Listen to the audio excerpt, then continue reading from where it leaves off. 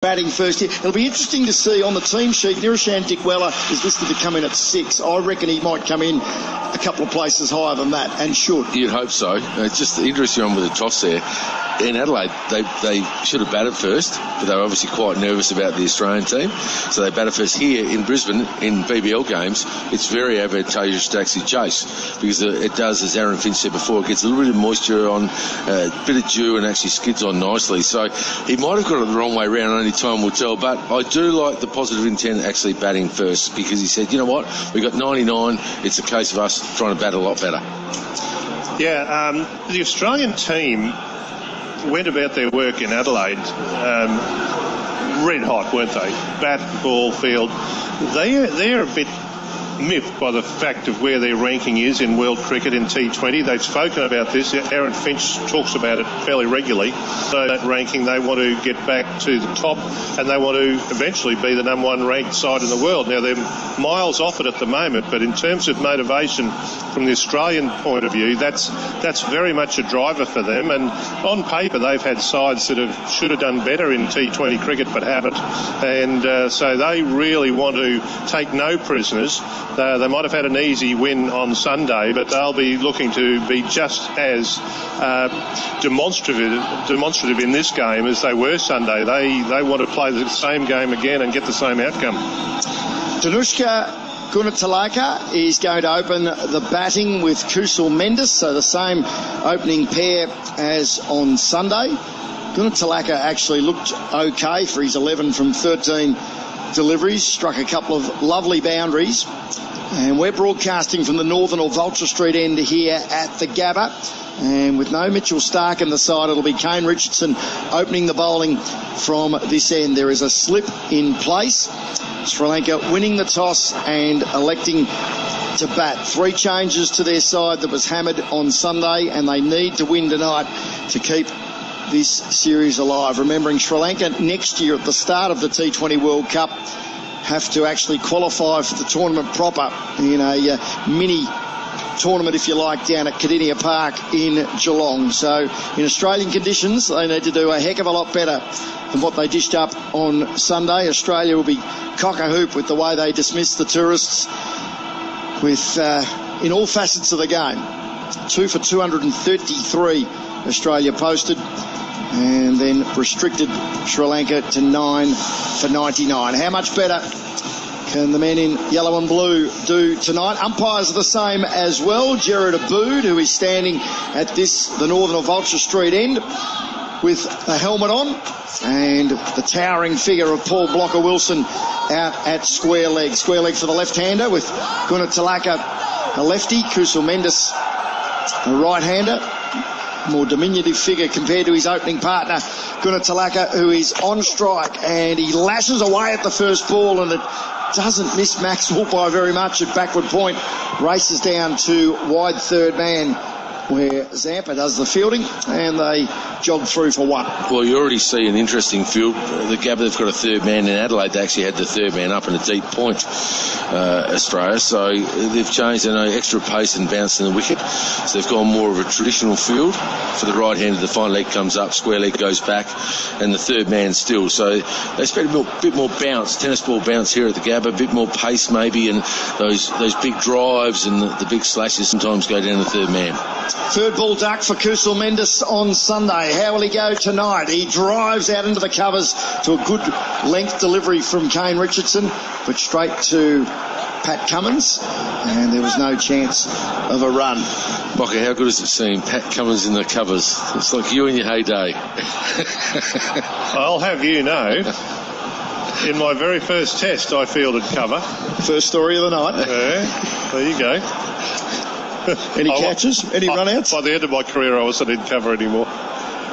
Richardson in again. Oh, and Mendes fishes at one outside off stump. There was half an appeal, almost a polite inquiry from wicketkeeper Carey and the skipper Finch standing at slip alongside him as he sparred at one, which carried through nicely as well. Always that extra bounce here at the Gabba, taken up around chest height by Alex Carey. Pretty good delivery from Kane Richardson, and just a bit of luck for Sri Lanka. He could have easily nicked that and be on his way back. They need a little bit of luck. They need to get through these opening overs, Sri Lanka. Richardson in again, and it's a leg side wide. Mendes will be probably a little annoyed. He just fell across the line, tried to help it on its way, but played well inside the line, and it fizzed harmlessly through into Gary's gloves. And you sum that really well, Mocker. It's one of those wickets as a batter. Once you get in, you can score quite quickly. There's a short end, obviously the Vulture Street end. It's the short end where we're commentating from. You can really attack that side, and they've got some players that can really take the game on if they get in. Two without loss halfway through the first over as Richardson a straighter line on this occasion, and Mendes works it quietly off his pads out to the right of Ashton Turner at mid-wicket, and they jog through for another single. So both batsmen off the mark and an extra as well. And then the other side of the coin, from a bowling point of view, you know better than most, Mock, you've got to pitch the ball up because it does carry here. It's very hard to hit the stumps at the Gabba on these type of wickets. And a little bit of early movement, not a lot, but a bit of in-swing there. And that one previously that beat the bat earlier in the over that went away off the pitch. Just a little bit, but enough. Richardson to Gunatalaka, who's squared up and off a thick outside edge. Zips down to Zampa at wide third man again, and they take another single, 4 without loss. So if you're getting a little bit of movement, even more important to have your length right. You bowl a little bit too short at the Gabba, get a bit of movement with the pace and the bounce, and you beat the bat. You look like a world beater, but you haven't actually got anyone out. Great bowler, plenty of backslapping, but no one's out. You've got to get that length right so you can find the edge. Beautiful evening in Brisbane, currently 22 degrees as Richardson bowls short and wide. Mendes lashed it out to backward point, and that has been put down by Steve Smith. Hard chance to his right, but he has put it down, so a life for Kusal Mendes at the end of the first over. McDonald's scoreboard, Sri Lanka none for 4. Spring has sprung, and it's still springing at Flower Power. Plants are springing out the door. There goes an azalea. An olive. Make that 2 olives. Lavenders, little gem magnolias, lily-pillies. We're making room for our summer plants. And here comes a huge range of pots, homewares and furniture. So spring into Flower Power for great savings across a huge range. The Flower Power sale. It's on now. So Kusal Mendes gets a life on 1. It would have been a screamer, almost horizontal to the ground. Steve Smith, certainly it took a big piece of his right mitt as he dived away to try and snaffle Kusal Mendes off the final ball of the first over. Away in the distance at the Stanley Street end, Big Billy Stanlake comes steaming in to start the second over, and that is very safe hands thanks to Protector Aluminium by Alex Carey. A leg side wide, and lucky that didn't run down to the fence. Carey diving away well to his right and gloving it superbly to stop any extra damage. Good delivery, Tender. Nice bit of movement, bit of shape. He's got that ability to swing the ball or shape it away from the right hand into the left hand. He's just got to get his line right. Let's keep an eye on the speed gun as well for Big Bill, and look at that, taken above head height by Alex Carey as Gunatalaka sparred at one outside off stump, which fizzed through at about shoulder height. That was a good delivery on a really, really good line. Pitching off stump, and we saw the bounce we were expecting from Stanlake and invited the shot, but playing a miss. Bit of movement away, bounce, well beaten. That was still rising when it hit the gloves of Alex Carey, who is stationed just inside the fielding restriction circle. Now full and wide, angled across the left-hander, who drives airily at it, and again lucky not to get an edge. As it thuds into Alex Carey's gloves, he'd be standing back, the Australian vice-captain, at least, a pitch and a quarter back from the stumps. Yeah, he's almost close to the 30-yard circle, isn't he? Billy Stanley gets some bounce. I like the change. They've got an extra slip in there. That was a better length, fuller. Make him drive, be prepared for a boundary to get the nick early. And Steve Smith's come into second slip alongside Aaron Finch. Stanlake in again, and Gunatalaka looking to get off strike. He dropped it away on the onside with soft hands, but Cummins was awake to the situation as the sprinklers come on. The sprinklers have come on momentarily at the edge of the 30-yard circle at the Southern or Stanley Street end. That's unbelievable. So it wasn't due after all. Well, Blocker Wilson's looking back as if to say, did I see right then? That's rating. And now Gerard Aboud is going to want to speak to the ground staff here. Super Sopper. I think A, to get an explanation, and B, to maybe... See, this is the ridiculous part of the game. Like, it's not... If the ball goes there, just change the ball. You know, just get on with the game. It's the 2020. We want it fast. You want it entertaining for the crowd all the time. Don't worry. We'll dry it mid-over, end of the over, for example, when they change the ends. Just put a towel down quickly and mop it up. Well, it's been 11 deliveries. The ball's been used for 11 deliveries. Stanley again. And Gunathalaka. Oh, confusion. There should be a run out of the non-striker's end. And I think there will be. We'll go upstairs. Mendes sent back by his partner. The direct hit. Third umpire to director. We have a review for run out, please. Can I have your best side on angle? It might be safe. Well, the attempted direct hit was a miss, but the backing up was brilliant from Ashton Agar. He's underarmed it into the stumps. And we'll hear the voice of third umpire Sean Craig. Yeah, he's got to be out. Surely he's got to be out. Yeah, he's out by a metre. He's actually well out. Excellent. He's well out. They can dive, can't you? Got to hustle back and get back. It's a mistake. Devastating one for Sri Lanka. They lose their first wicket. But good piece of work from Turner and Agar there. So Kusal Mendes' horror tour continues. A third ball duck on Sunday in Adelaide, and now run out for one, trying to regain his ground at the non-strikers end in the second over tonight. Sri Lanka 1 for 5 on the McDonald's scoreboard. Just not the start they wanted. They didn't want to lose early wickets in any way, shape or form. And you get out to a good delivery. They needed to get through these early overs, and an unnecessary run out like that is devastating for Sri Lanka. Good backup from Ashton Agar. I think even Kusal Mendes is probably going, you know what, he's not going to get there, so I should be right if he misses the stumps. Then he goes, wow, he got closer. Ashton Agar is a very smart young cricketer, good fielder, got to the stumps. Because you know, Ashton Turner can't throw the ball too hard with his shoulders, so he said, right, I'm going to get there and make that second play. So 1 for 5. Avishka Fernando, the new batsman. He's at the non-strikers end, and this time Gunathalaka, he nudges it away towards mid-wicket, took off on this occasion. His partner responded shy at the stumps at the non-strikers end. It was a miss. I fancy the batsman had made his ground on that occasion.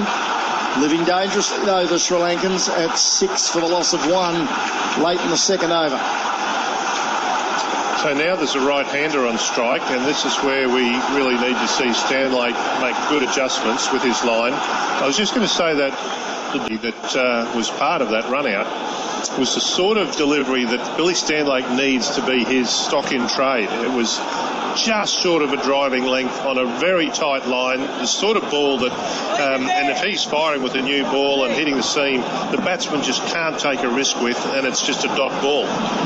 Stanley to Fernando, and that was a good steepling delivery that followed the right-hander. He played it pretty well, the youngster, the 21-year-old, just swayed out of the way, looked composed as the missile went perilously close to the helmet end of the second over. And Sri Lanka on the McDonald's scoreboard, 1 for 6. Have you applied for a warehouse worker role only to be told you don't have the experience and that you need a forklift license? Well, Australian Forklift Training has the solution. We can give you the skills and the forklift license you want to secure the job you really need. And best of all, this may be subsidised by the New South Wales Government. That's right, call Australian Forklift Training today to see if you're eligible for funded training to get you working fast. Call us now on 8814 8640. RTO 91037. Start of the third over. Kane Richardson steams in from the Vulture Street end at the Gabba and goes right through Gunathalaka, who again plays a long way from his body. No conviction in the shot with an open blade, and lucky not to tickle one through to Alex Carey, the man with the gloves, or Aaron Finch, the skipper at first slip. They wouldn't have seen this much bounce, the Sri Lankan team, for a long time. Richardson, who was unlucky to go wicketless on Sunday, bang on target this next delivery, and the left-hander is forward defending back down the line. The bowler does his own fielding. That's the thing with subcontinent teams coming to Australia, and then they, particularly if it's early on, that they come to the Gabba and that extra bounce that they're not used to. So you can have a good solid technique, but if you can't practice against that extra bounce, it's a new dimension. Richardson tries again. This is a little shorter. Gunathalaka swings into a pull shot. Didn't get much of it and picked out Stanlake, who's fielding inside the circle at short fine leg, and there's no run. And so even that shot there, Beaver, the short ball, he went for the pull shot, but he was really late. He only just got bat on it in time, and it went fairly slowly to the fine leg inside the circle for no run. But to be used to the timing necessary to play those sort of shots on a quick bouncy wicket. There's the short ball. There's a man out of deep square leg. He got more of that pull shot. It went in the air for about 40 metres, but dropped a long way in front of Pat Cummins in the deep. One of two fielders allowed outside the fielding restriction circle in this first 6 overs, the power play. The other is a wide third man, and they take just a single. It's 1 for 7. It's going to be interesting, right, with Aaron Finch. You know, he bowled 2 overs the other day with Mitchell Starc. He bowled 2 with Kane Richardson, and then he swaps Billy Stanlake around to give his 3 fast bowlers a 6 overs in the power play. And I think he may do that. Cummins might bowl the next over, then Billy will swing around and bowl the last over of the power play from the Vulture Street end. And then they go to their spin, obviously, after the first 6. Richardson to Aviska Fernando, who is backing across and defending a compact defensive shot down to Warner at mid-on. And there's no run. Well, it's a nice defensive shot, but it's a T20. Get on with it. I know it's a bit harsh, young man. But one thing they haven't done is hit the stumps. So as a batsman, you can actually shape up and go, you know what, I can step away here and actually try and hit it over point or square leg, take a bit of a risk knowing that they're not hitting the stumps at the moment. Last ball of the third over. Fernando yet to get off the mark. Richardson in. He will get off the mark here. That's a forearm jolt. He scooped it out over wide mid-on. Warner gives chase. They're back for 2. And that's what they'll satisfy themselves with as Warner's throw comes screaming in over the top of the bails. So Fernando has 2. Gunathalaka has 4. And after 3 on the McDonald's scoreboard, Sri Lanka 1 for 9.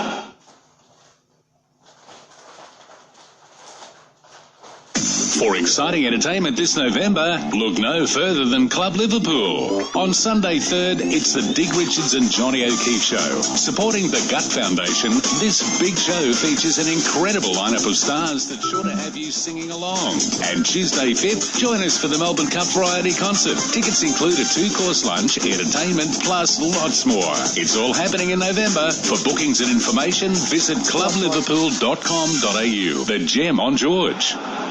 Start of the 4th over, Billy Stanlake comes steaming in from the Stanley Street end. First ball right up in the block hole. Gunathalaka tried a cute little improvised shot of across his crease and trying to lap, but it's a bit hard to play the lap shot, gentlemen, when it's a Yorker and you're digging it out from your toes. Was that premeditated? It appeared to be. Stanlake in again, and Gunathalaka almost holes out to mid-on. Once again, beaten by the pace. It fell about a metre or 2 in front of Ashton Agar at a whitish mid-on. As he replays the shot, the left-hander, as to where he wanted to direct it out through mid-wicket. And that was similar to the last ball of the previous over when Fernando got off the mark and talking about the pace and bounce and the pitch. And once again, he was late on that shot. He saw it all right. He was in position, but then it was on to him too quick and it finished up hitting high on the bat. And they're strengthening the onside, and that wasn't far away from Ashton Turner, as this time Gunathalaka swings into a powerful pull shot just to the right of Ashton Turner, who'd been moved across from the covers to a shortish mid-wicket on the edge of the wicket square, races out to the rope for 4. Well, that shot of the day, thanks to Westpac Home Insurance, and that's what you wanted. It's actually above the stumps. You can can actually free your arms, and they just made the change, but he hit it beautifully, and that's what they've got to try and do. Put the bowlers off their length. Make them change, because once you get in there, you can score boundaries quickly. Gunathalaka 8 from 14. He does step away to this next delivery from Stanley. Slices it out over backward point. Two fielders get back to try and back. There might be a run out. No. As they came back for a second, Maxwell had tracked it back. No chance of the catch, but he was in and out with the fielding very quickly. Good throw to Carey, and Gunathalaka had to really stride for the last few metres to make sure he made his ground. Well, that's what we're talking about, aren't we, Mike? Step away. He's not hitting the stumps. You know, he can bowl a full ball now because he's actually saying, right, you know what, I'm going to step away and try a few things as a batting unit. And that's not a bad ploy to someone like Billy Stanley. Put the young man under some pressure, and they've got to get their innings going, and that's the risk you have to take in T20 sometimes. And we're watching it happen. We're talking about the pace and bounce, and Gunathalaka has acclimatised. That boundary hit, he's now in a ready position sooner, and he was looking for that ball then, it was short, and he was in a position to play the shot, and so he's getting the hang of the conditions out there. He's into double figures. He has 10 of Sri Lanka's 15, and this time he plays a brilliant shot for 6. It lands about 3 metres in front of our commentary position. The lap scoop over the head of Alex Carey. He couldn't have got it any finer. Helped it on its way for a maximum, and that is a shot of the day thanks to Westpac Home Insurance. That's a magnificent shot. That's Dulshan used to play for Sri Lanka. That's gone 20 rows just in front of our commentary box here. A young boy's going to try and get it as well. But that's a magnificent shot. He's just helped it on its way, used the pace, and that was at the stumps. That's how good a shot that was. Phenomenal shot. You talk about a glorious straight drive. That was a glorious straight lap. And he had to get his body out of the way of that too, and his teeth, by the way, because straight over the stump, straight over the keeper's head, straight over the side screen. And we still actually haven't got the ball, Mocker. It did land 5 metres in front of our commentary box, where the sight screen is extended by the big black tarpaulins in the rows of seats behind the structure, and it must have bounced away to the left, and players are still staring. Kane Richardson standing just down below us like the teapot, hands on hips, staring up wistfully as to where the ball might be. I reckon we've got a lost ball. Patrons are looking quizzically in our direction. They're looking at you, Buff. They've just spotted you inside the commentary box. Oh, that went a long way, that ball. That was a great shot. That takes a lot of skill to get down low, predict what he's going to bowl, basically. You've predicted right.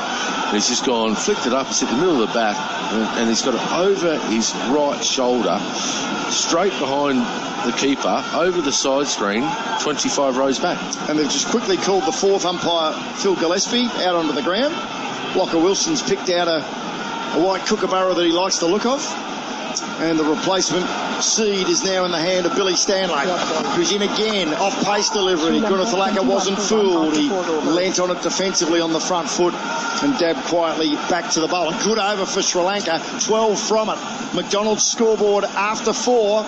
Sri Lanka 1 for 21. The crack of cricket bat on ball and the cheers of the crowd for every 6 are familiar sounds during summer, as are the clap of thunder, the crackle of bushfires and the drum of hailstones bouncing on your roof. So it's important to be prepared and protect your home and belongings. Westpac Home Insurance can help, covering your home against all that summer brings. And when you get a quote and buy online, you can save up to 25% on your premium. Just search Westpac Home Insurance to find out more. Insurance issued by Westpac General Insurance Limited. The bank only distributes the insurance. Read the product disclosure statement to see if this insurance is right for you. First change in the bowling tonight by Aaron Finch. 2 overs, none for 7 for Kane Richardson, and replaced at the Vulture Street end by Pat Cummins, who starts his spell tonight 2 straight and taken off the pads by Fernando. Neat shot out behind square, and they jogged through for a single. 1 for 22. The tourists, after Lasith Malinga won the toss and elected to bat. Well, he bowled beautifully the other day in Adelaide, Carl. He bowled with pace and fire, a beautiful length, hit the top of the stumps. So there's a Rolls Royce of bowlers at the moment in the Australian unit, I would think. And it's great to see, isn't it, Pat Cummins, what we've seen of him in the last couple of years, on the back of those years where he'd play 1 or 2 games and have more injury problems. He's just running in with confidence now. He's into Gunathalaka, who doesn't breed a lot of confidence in his running between wickets. He pushed away defensively towards short cover and started herring down the pitch, sent back by his younger, lesser experienced partner. There was no chance of a run then as Ashton Turner closed quickly. Yeah, he's not very confident, is he? Tip and run. Yeah, it is. Mind you, if you're facing Patrick Cummins, why wouldn't you? I would be. Safer spots than non-strikers then. Cummins on his way again, past umpire Abood, and Gunathalaka plays a lovely shot off the back foot, but as good as the shot was, the fielding by Maxwell diving away to his right at backward point was superb. Safe hands with thanks to Protector Aluminium. See Protector Aluminium's decorative screen range at Bunnings. What a fielder he is. Well, he called the run out in Adelaide the other week, didn't he? He's a show-off, the big show, isn't he? He's a ripper to watch, entertainer, played beautifully. He looks in a good spot at the moment with his cricket, especially in this format of the game. Packed offside field. As Cummins is in again, and Gunathalaka, as he hold out to Warner, no, it bounces about a metre in front of Warner, who moved quickly to his right, mistimed shot via the aerial route to wide mid-off, and they take a single. Another streaky shot. Sri Lanka move to 1 for 23. Gunathalaka has 17 of them. A little half chance there, wasn't it, Mike? Maybe? Cut it off. Look, didn't quite middle it, but as you were saying earlier, Book, he's just looking to make a bit of room with the bowling on a tight line, but just playing straight back instead of backing across and looking to hit through that offside. Cummins to Fernando, who swipes it away. That was well, let's face it, that was a slob. Out to deep square. There's protection in the deep, and they take just a single as Maxwell again does the fielding. 1 for 24 with 1 ball remaining in the 5th. That was a slog, you're right, Bruce. But I don't mind it. At least he's taking the game on. They need a little bit of luck, and that's okay. The restriction is only 2 out. If he gets that open wicket, he gets 2 or 4. So he's taking the game on, which I'm pleased for. Cummins motors in again. In motion, a big edge from Gunathalaka. He went hard at it, no slip in place, and it races down to find third man for 4. Threw everything at it and was rewarded. He is 21 from as many deliveries faced. He's done the bulk of the scoring after 5 on the McDonald's scoreboard. Sri Lanka 1 for 28. You're invited to the 2019 Melbourne Cup Carnival as Macquarie Sports Radio goes trackside to bring you all the action, the latest racing results and news, live from every major race day at Flemington Racecourse. This spring carnival, back yourself with Ladbrokes. Gamble responsibly. Don't miss a minute of the action. For Slade Bloodstock, become a part owner in a racehorse today. The 2019 Melbourne Cup Carnival on Macquarie Sports Radio. All sports, all the time. And Billy Stanlake is going to continue. 2 overs, none for 14. His second over went for a dozen. Operating from the Stanley Street end. He's in to start his third over. Clipped off the toes by Fernando. Slight misfield by Ashton Turner at a shortish mid-wicket, and it allows the Sri Lankan pair to take a run. 1 for 29 after the first ball of the 6th over, which is the final over of the power play. Only 2 fielders allowed outside the circle. Just a reminder as well, Macquarie Sports Radio will be broadcasting from all 4 days at Flemington on Derby Day, Cup Day, Oaks Day and Stakes Day. And what a team has been lined up, headlined by Brian Martin and Shane Templeton, who bring you all the action from headquarters, the greatest week of racing in this great country of ours. As that's it, bowled him, it has just clipped the off bail on the way through. Stanlake gets his man, and Gunathalaka stepped away, gave Big Bill a clear sight at the stumps. He was trying to lift him out over cover with that favoured inside-out shot, and it has just clipped the off bail. The zinger bails lit up, and Sri Lanka has lost their second wicket in the power play. They're 2 for 29 after 5.2. Well, it's probably the first ball. They're going to check the no ball because Billy has that problem on the outside of the crease line, Carl, that you used to have some trouble with. And looking at that, that's a no ball. So can you tell the listeners? So, well, yeah, we talk about front foot no balls, but the return crease, which is on either side of the pitch, and they run a line going down the pitch. 29 for 2. And you've got to stay inside that. It's a bit of a funny one. Your heel can be over that line. Let's say it's your back foot we're talking about in your delivery stride. Your heel can be over the line but raised. Well, this used to be the law, but if it's actually on the ground and over the line, it's a no ball. That looked to me like he was grounded and certainly cutting that return crease. That to me looked like a no ball without a doubt. Well, he's out. He's hit the stumps. He's at least hit the stumps, top of the stumps. That's what he was trying to do. And unlucky there, really. At least he took the game on, top of the stumps, and now obviously in a bit of trouble too. They've got to keep taking the game on. That's the only way you get better. Of course, if Pereira comes to the wicket and he can play, he takes the game on. He won't die wondering. Look, it's 2020 cricket. You've got to look to score. But talking about in the previous over where he was looking to give himself a little bit of room to hit through the offside, a shot that he's obviously very comfortable with. That's what he was trying to do there, but he just missed it. And really, it was a fuller length ball.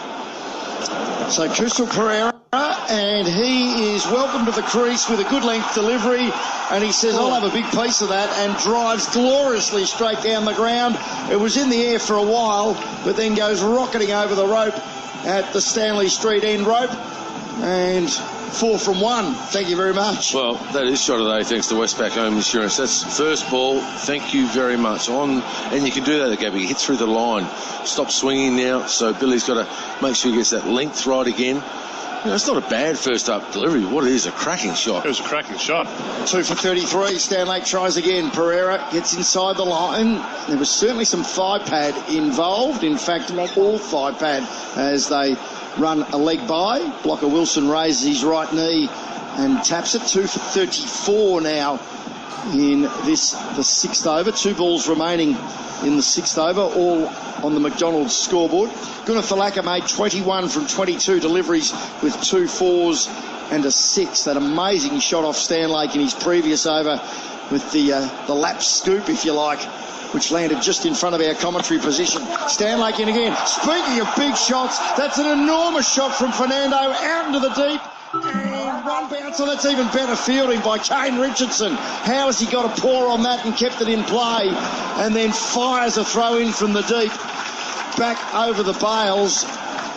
Did they run 2 or 3? They only run 2 there. They got 2, but I tell you what, he's hit that a long way. High, and that's 6 anywhere else in the world. Maybe in the MCG, might not be. I thought it was 6 off the bat. I just thought that's 6.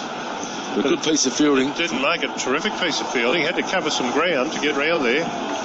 He actually fielded it outside of the rope, but both feet were in the air as he palmed it back into the field of play to prevent the boundary. They're just checking this third umpire, Sean Craig, as to whether was he still touching the ball as his left foot planted. It appears as if it wasn't. I thought he was right. Just watching a replay there, he's paddling the ball back in and he's airborne. That's great fielding, isn't it? That is safe hands thanks to Protector Aluminium. And he saved 2, Kane Richardson. Superb fielding. Sri Lanka 36 Stanley again, and Fernando tries to play a little late cut and almost succeeded in edging through to Alex Carey. An eventful 6th over, the final over of the power play. And on the Biz Cover scoreboard, Sri Lanka 2 for 36. What if something happens to my home or my stuff? I might need to rebuild or find the cash to replace it all. Don't worry, Westpac Home Insurance can help get you back on track if the unexpected happens. And you can save up to 25% when you get a quote and buy a policy online. Simply search Westpac Home Insurance to get started. Insurance issued by Westpac General Insurance Limited. The bank only distributes the insurance. Read the PDS to see if this insurance is right for you. Power play completed. Seam makes way for spin with Ashton Agar with his left arm orthodox coming into the attack at the Northern or Vulture Street end at the Gabba. He bowled very, very well on Sunday afternoon at the Adelaide Oval. 4 overs, 1 for 13. And he's starting round the wicket. His first ball to Pereira, who rocks back, works it off his thigh, out to Maxwell at deep mid-wicket, and they stroll through for a single. 2 for 37 Sri Lanka after Lasith Malinga won the toss and elected to bat. Darren Lehman, Carl Rackerman and Bruce Eva with you on Macquarie Sports Radio's Summer of Cricket. Game 2 from the Gabba, Australia and Sri Lanka. The series will be completed Friday night at the MCG. Fernando on strike now, and he plays a straight pull to a ball that wasn't that short. Races down to Cummins at long on. And again, it is a very easily jogged single. 2 for 38. So with spin being introduced, and we see the traditional field being placed. There you go, round the wicket, that's flatter, and Pereira swings it out behind square. This time they run the first a little quicker, but the fielding again was excellent in the deep from Richardson, and it's only 1. So it doesn't matter right or left-hander, automatically there's 3 in the deep on the leg side, and on the offside there's a long off and a deep cover. And on a ground the size of the Gabba, you can be looking to hit 2s. Fernando 8 from 9. He slaps this out through the covers. You heard the crack of leather on Willow as once more it's kept to just a single by Maxwell's brilliant fielding in the deep. And that was potentially a 2, probably should have been, but fantastic speed of the ball by Maxwell. So those outfielders, that's their job, is to not allow 2s.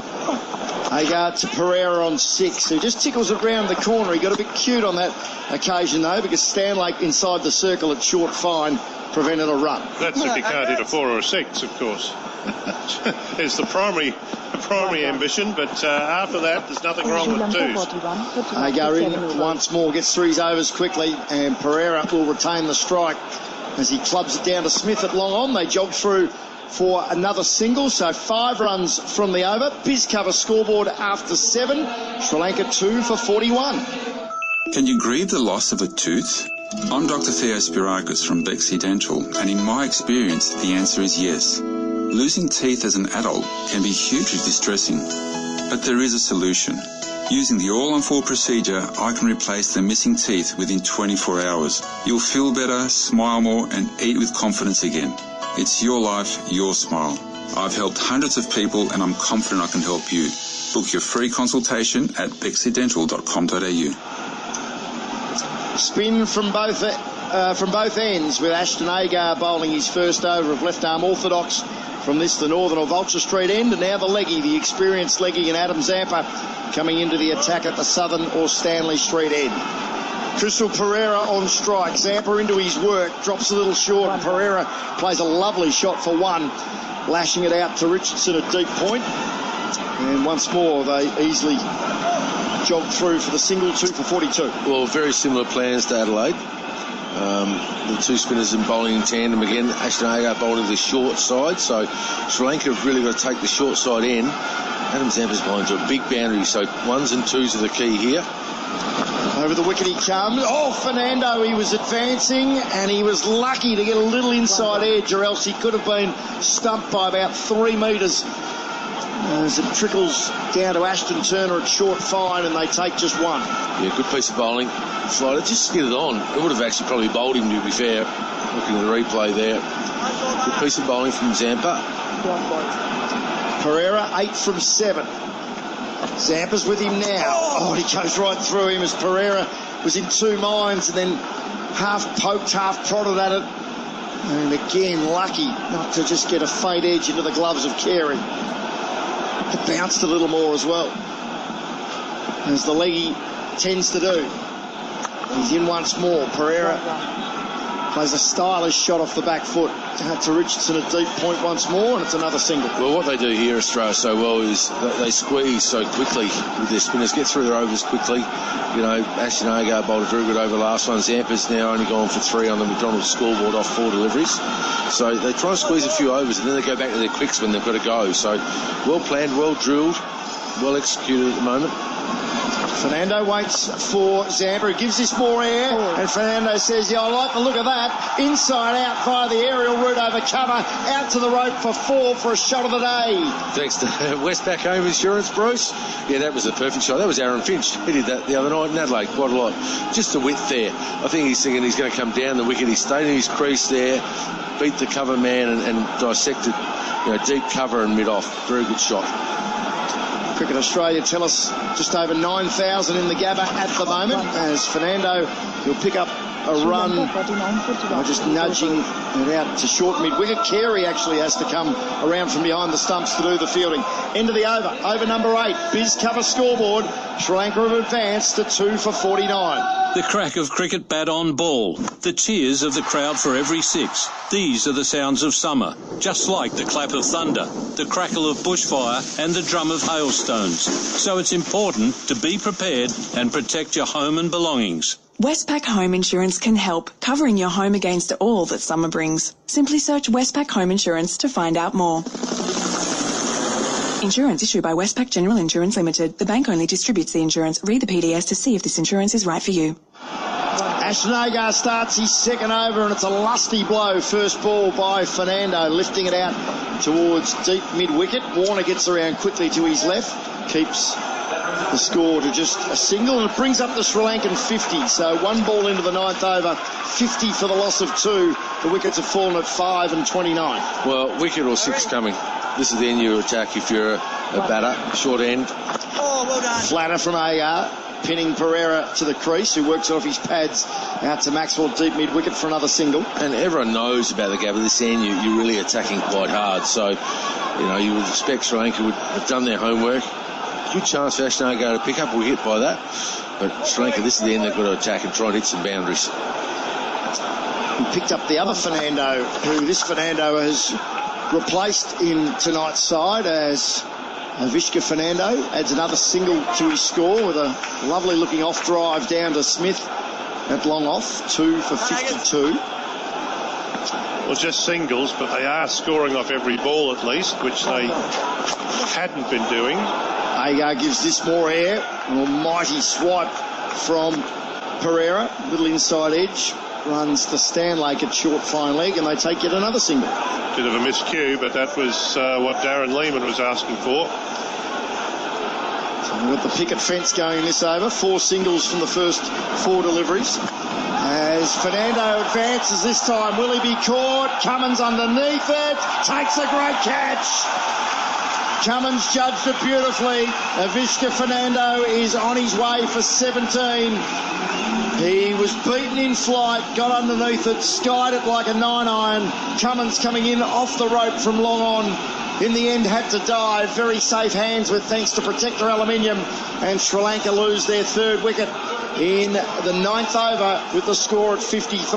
Well, there's not much you can do there because he has to go for it. It's a short side. As a coach, I'm not worried about that. Just execution. You hit it straight. He just got under it. Straight up there. Very good catch from Paddy Cummins. Had to make good yards inside the 30-yard circle. Good piece of bowling from Agar. We said there'd be a wicket or a 6. We got something right. You said there was a wicket opportunity for Agar. Well, I'm interested just when you say, as a coach, you're not too unhappy with that. And certainly he has to look to press and go for some big runs. But we just saw the slow motion replay. Now, he got that sort of on the bottom outside of the bat, but his bat wasn't vertical through the bat swing. So I'm wondering about, you talk about technique. Now, if that was a perpendicular bat through the bat swing and if he was in good position. Batsman cross, so Pereira on strike. Dick Weller is the new batting partner. Pereira swings it out to deep mid-wicket. He'll retain the strike because that was the last ball of the 9th over. Mocker will continue with that story right after this. 3 for 54 on the BizCover scoreboard. Things are about to get intense at Dave's workshop.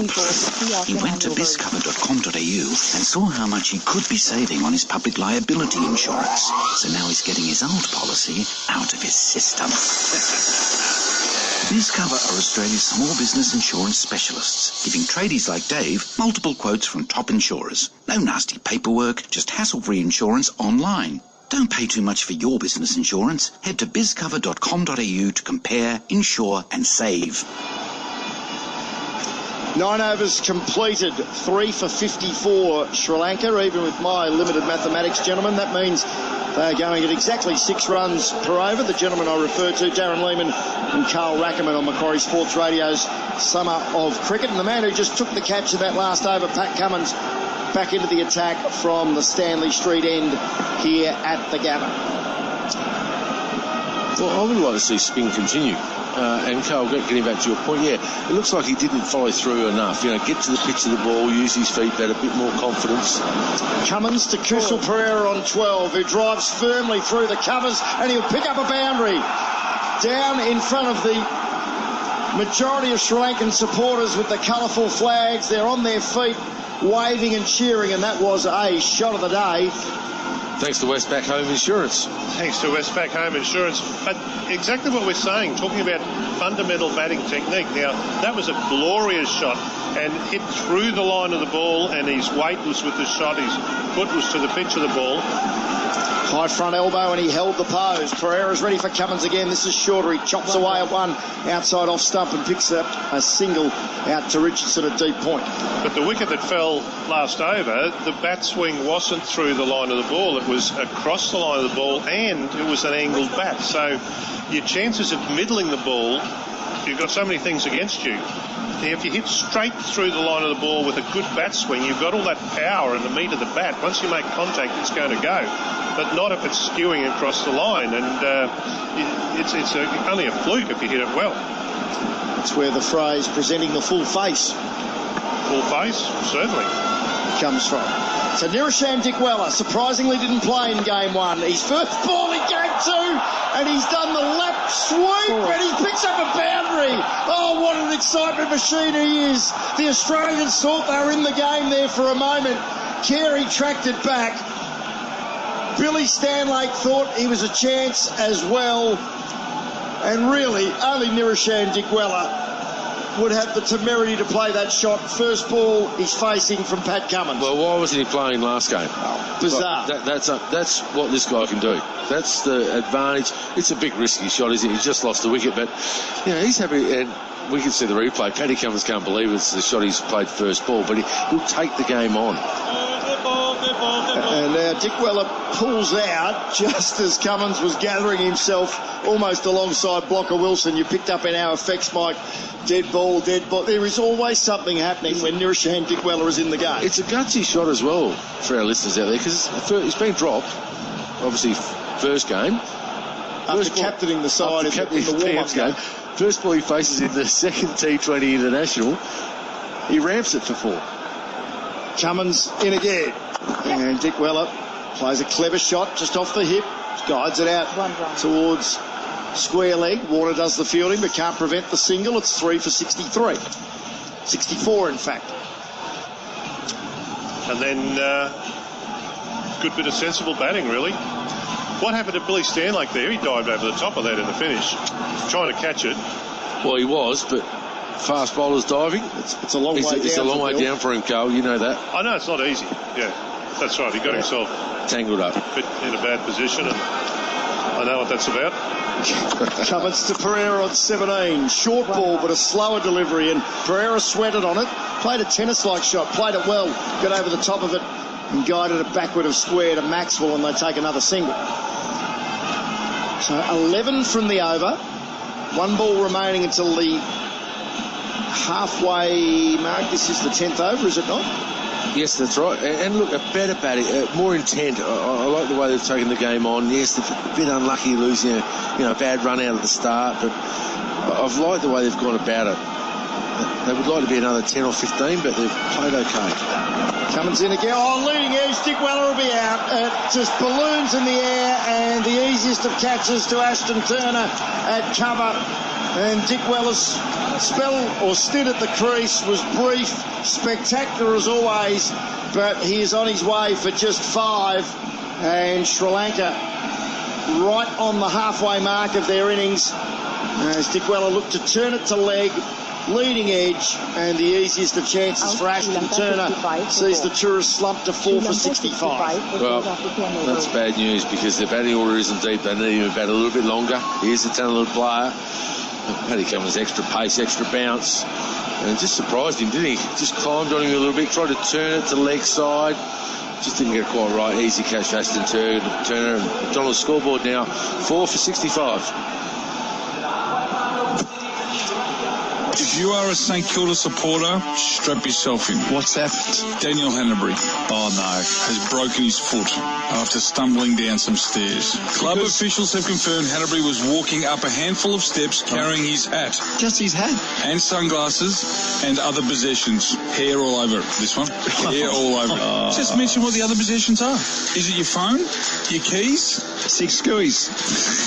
Drive with Ox and Marco on Macquarie Sports Radio. Sri Lanka at the halfway mark, 4 for 65. Nirisham Dikwella out for 5. Cummins picks up his first wicket. Stanlake and Ashton Agar have also picked up a wicket apiece, and there's been a run out which Agar was involved in as well. He's now bowling the 11th over, the left-arm orthodox spinner. And Kusal Pereira takes a single from the first delivery as he works it out to a straightish mid-wicket. There's no one, in fact, well, there was no one inside the circle in front of the wicket on the leg side for Kusal Pereira. But now with the new batsman, Dasun Shanaka, the right-hander at the crease, there'll now be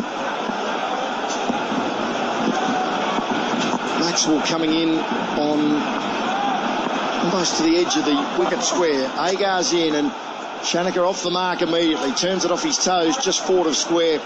And they gallop through for 1 as Zampa does the fielding. And it's 4 for 67. So, 10 overs remaining, or just under now. Sri Lanka have got to think, what can they make of this 10 overs? Pereira 19 from 16. He gives Agar the charge and he lifts it over Steve Smith's head.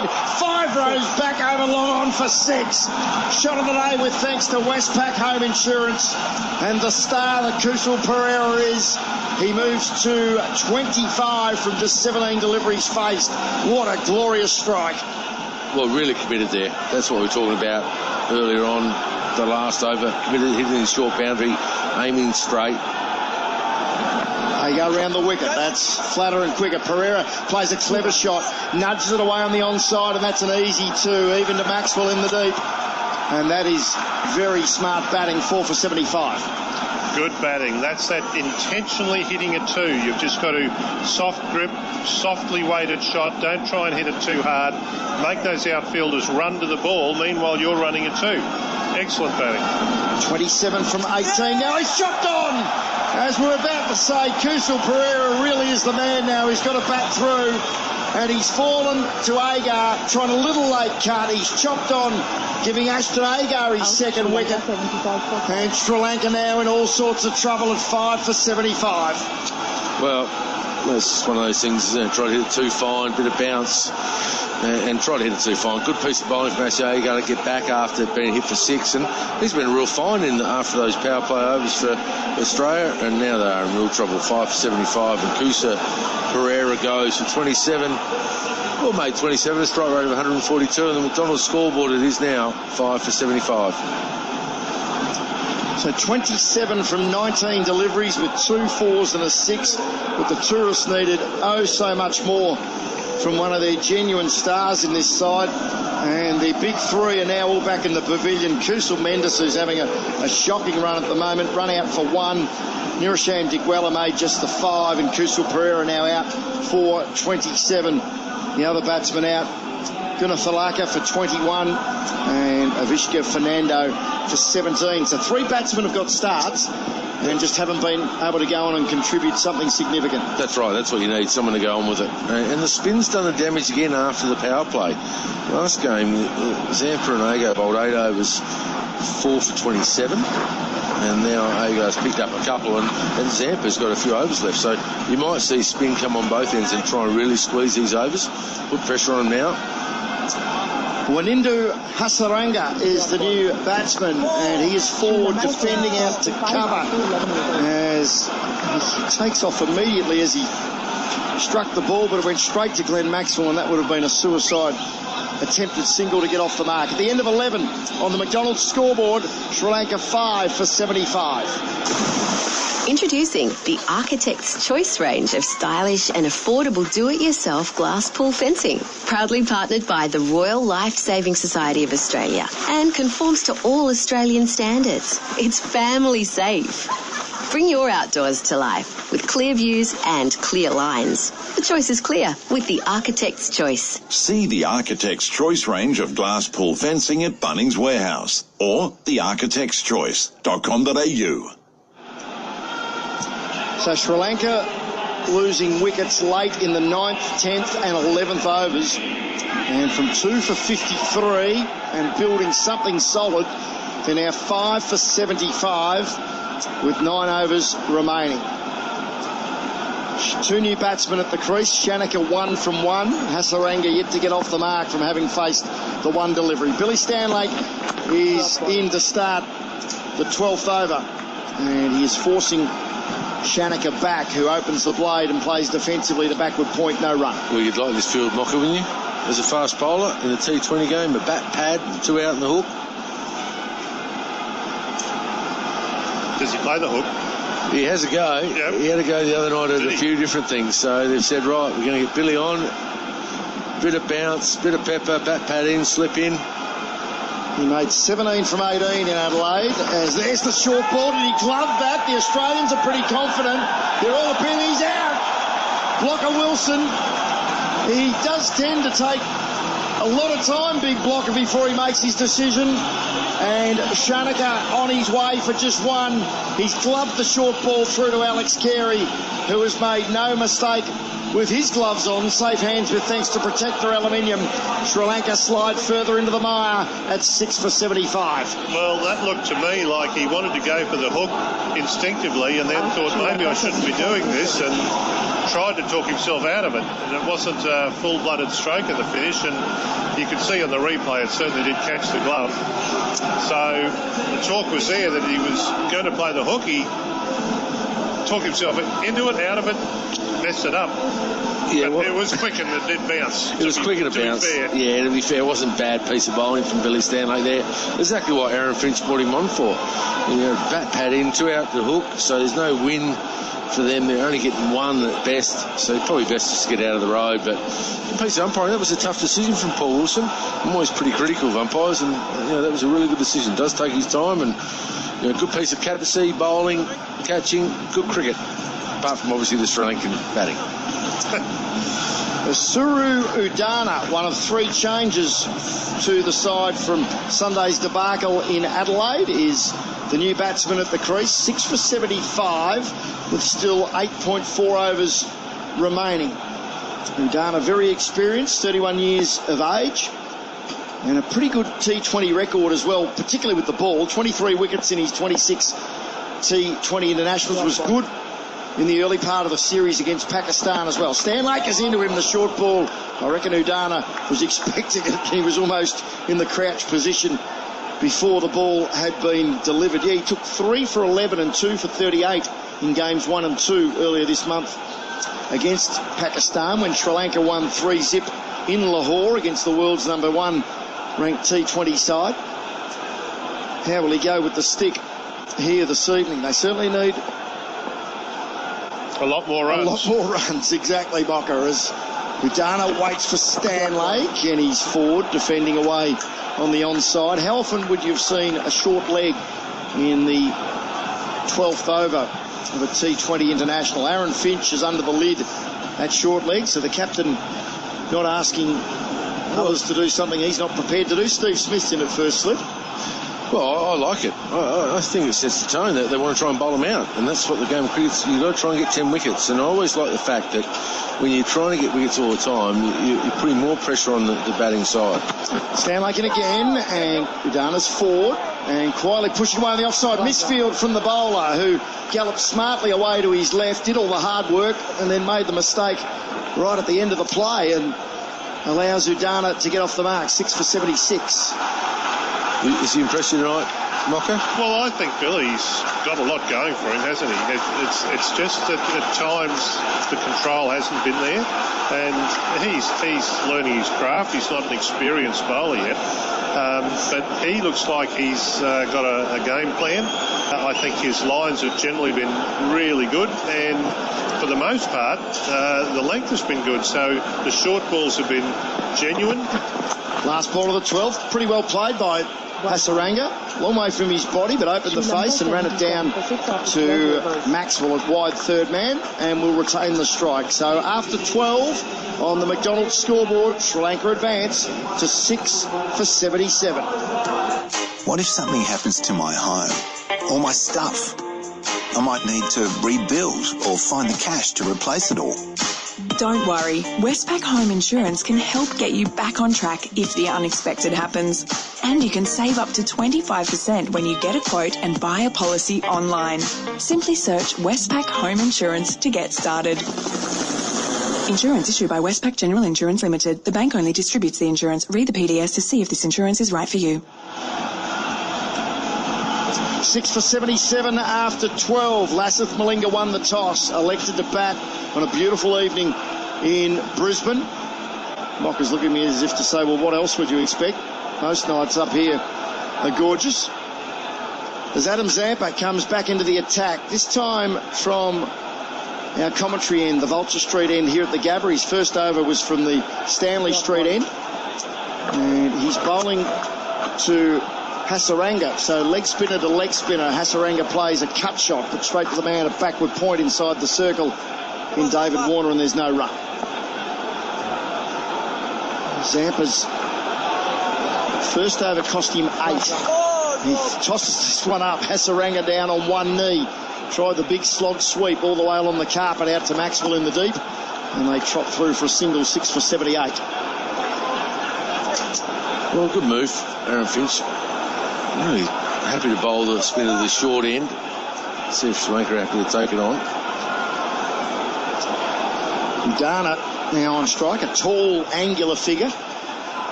Scratched out his guard and settles over the blade. Zampa's with him. And Udana's forward. He's annoyed with himself as he looked to flick it off his pads, but thudded into his front pad, was always heading down leg. Just hoping, aren't you, that Zampa hulls one back, tosses it up nice and high, batsman comes down, looks to hit 6. That's pretty flat, and the blade is opened by Udana. He will pick up a single as it squirted out towards point. Slight misfield by Warner, who was thinking it was game on for a run out at the non-striker's end. 6 for 79. Both batsmen have 2 to their name. And this time it's a fierce cover drive by Hasaranga, which on the bounce bursts through the hands of Finch in the covers. And in fact, they'll get back for 2 because Finch being able to parry it away actually took the pace off the ball, and it took a long time for Richardson to get to it in the deep. 6 for 81. That was a well-struck cover drive by Hasaranga, who stayed leg side of the delivery and used his feet well. Zampa with him again. Hasaranga plays it quietly away on the leg side. Zampa, good game awareness, realised that if it wasn't him going to do the fielding, they were going to take 2. And he went herring across to mid-wicket. Kept it to 1. It was the final ball of the 13th over. McDonald's scoreboard, Sri Lanka 6 for 82. How are our kids going to afford a place in Sydney? Well, they won't be able to. That's the problem. But I've got an idea. Why don't we buy a place in Brisbane? Help them get a foot in the door. Okay, so we buy in Brisbane now. Or help them buy. And with rental returns and growth, we all end up with a tidy investment. Aha. And Brisbane is still affordable. Helping the kids get into property? Is Sydney beyond the budget? Invest in Brisbane. Now that's a great idea. Visit brisbaneinvest.com.au. 6 for 82 after 13 overs, Sri Lanka. 3 starts, but no one has gone on and contributed anything significant. Gunathalaka, 21, Fernando, 17, and Kusal Pereira, he really was the man. 27 from 19 before chopping on to Ashton Agar. He was the last man out when the score was 75. 6 for 82. And Ashton Agar is back into the attack, and he's now operating from the Stanley Street end. First ball of the over, and Hasaranga takes a single down to mid-on, and he moves to 6. Udana has 2, and it's 6 for 83. Australia restricted Sri Lanka to 9 for 99 in game 1. They should get significantly more than that here as Udana plays a nice shot, and they will come back for 2 because he played it gently towards the edge of the circle at mid-on. And once more, Richardson having to cover a lot of ground coming in from long on. Well run from the Sri Lankan pair. Yes, good running there. And that's what they have to do for a few overs. Just let them have a crack at the back end of the innings somehow. Got a few starts and no one went on with it with the bat at the moment. Udana with a very open stance. He whips this off his pads out towards deep square leg from the next Agar delivery, and they take another single. 6 for 86. Halfway through the 40. Well, I've got to be mindful of making the best use of the remaining overs. They're 6 down as a little bit of a catch now, and can't risk losing more wickets. Agar uncoils again. And Hasaranga works it off his legs, and they're going to come back for the second. They are, and that's well run again. Just forward of square. Zampa doing the fielding. It's just so wide, this ground. Good batting again, Bruce. That's what you have to do. Bring the fielders in a little bit. They can afford to actually let one go over the head if they want to do the Australian team now. Force them to go for the big shot. It is a big way out there. 2 balls remaining in Ashton Agar's 4th and final over. 2 for 26. His analysis will be another single here as Hasaranga once more works a straightish delivery off the hip out to mid-wicket. Agar has to do his own fielding, and it's 6 for 89. Hasaranga 9 from as many deliveries faced. Udana 5 from 7. If they keep going at their current rate, Sri Lanka will post 129. Agar's final ball, and Udana drives straight, and Agar fields brilliantly to his left to prevent a run. So 4 overs from Ashton Agar, 2 for 27 his final figures, and after 14 on the McDonald's scoreboard, Sri Lanka 6 for 89.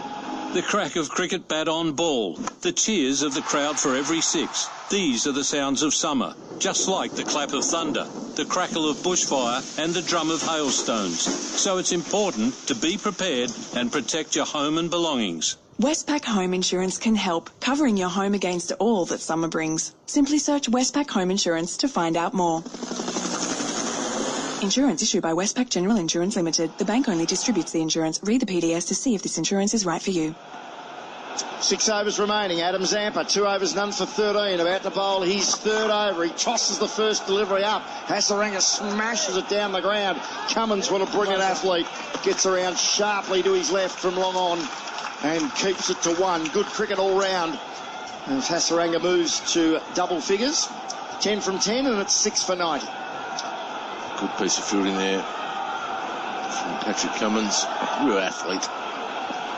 Zampa bounces in past umpire Abood, gives this plenty of air.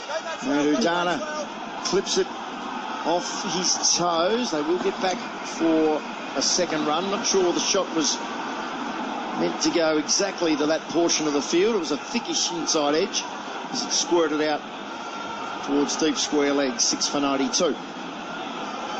Talking earlier about Pat Cummins fielding in the covers, but here he is on the long on boundary. But he is just a sensational athlete, isn't he? He can field anywhere, really.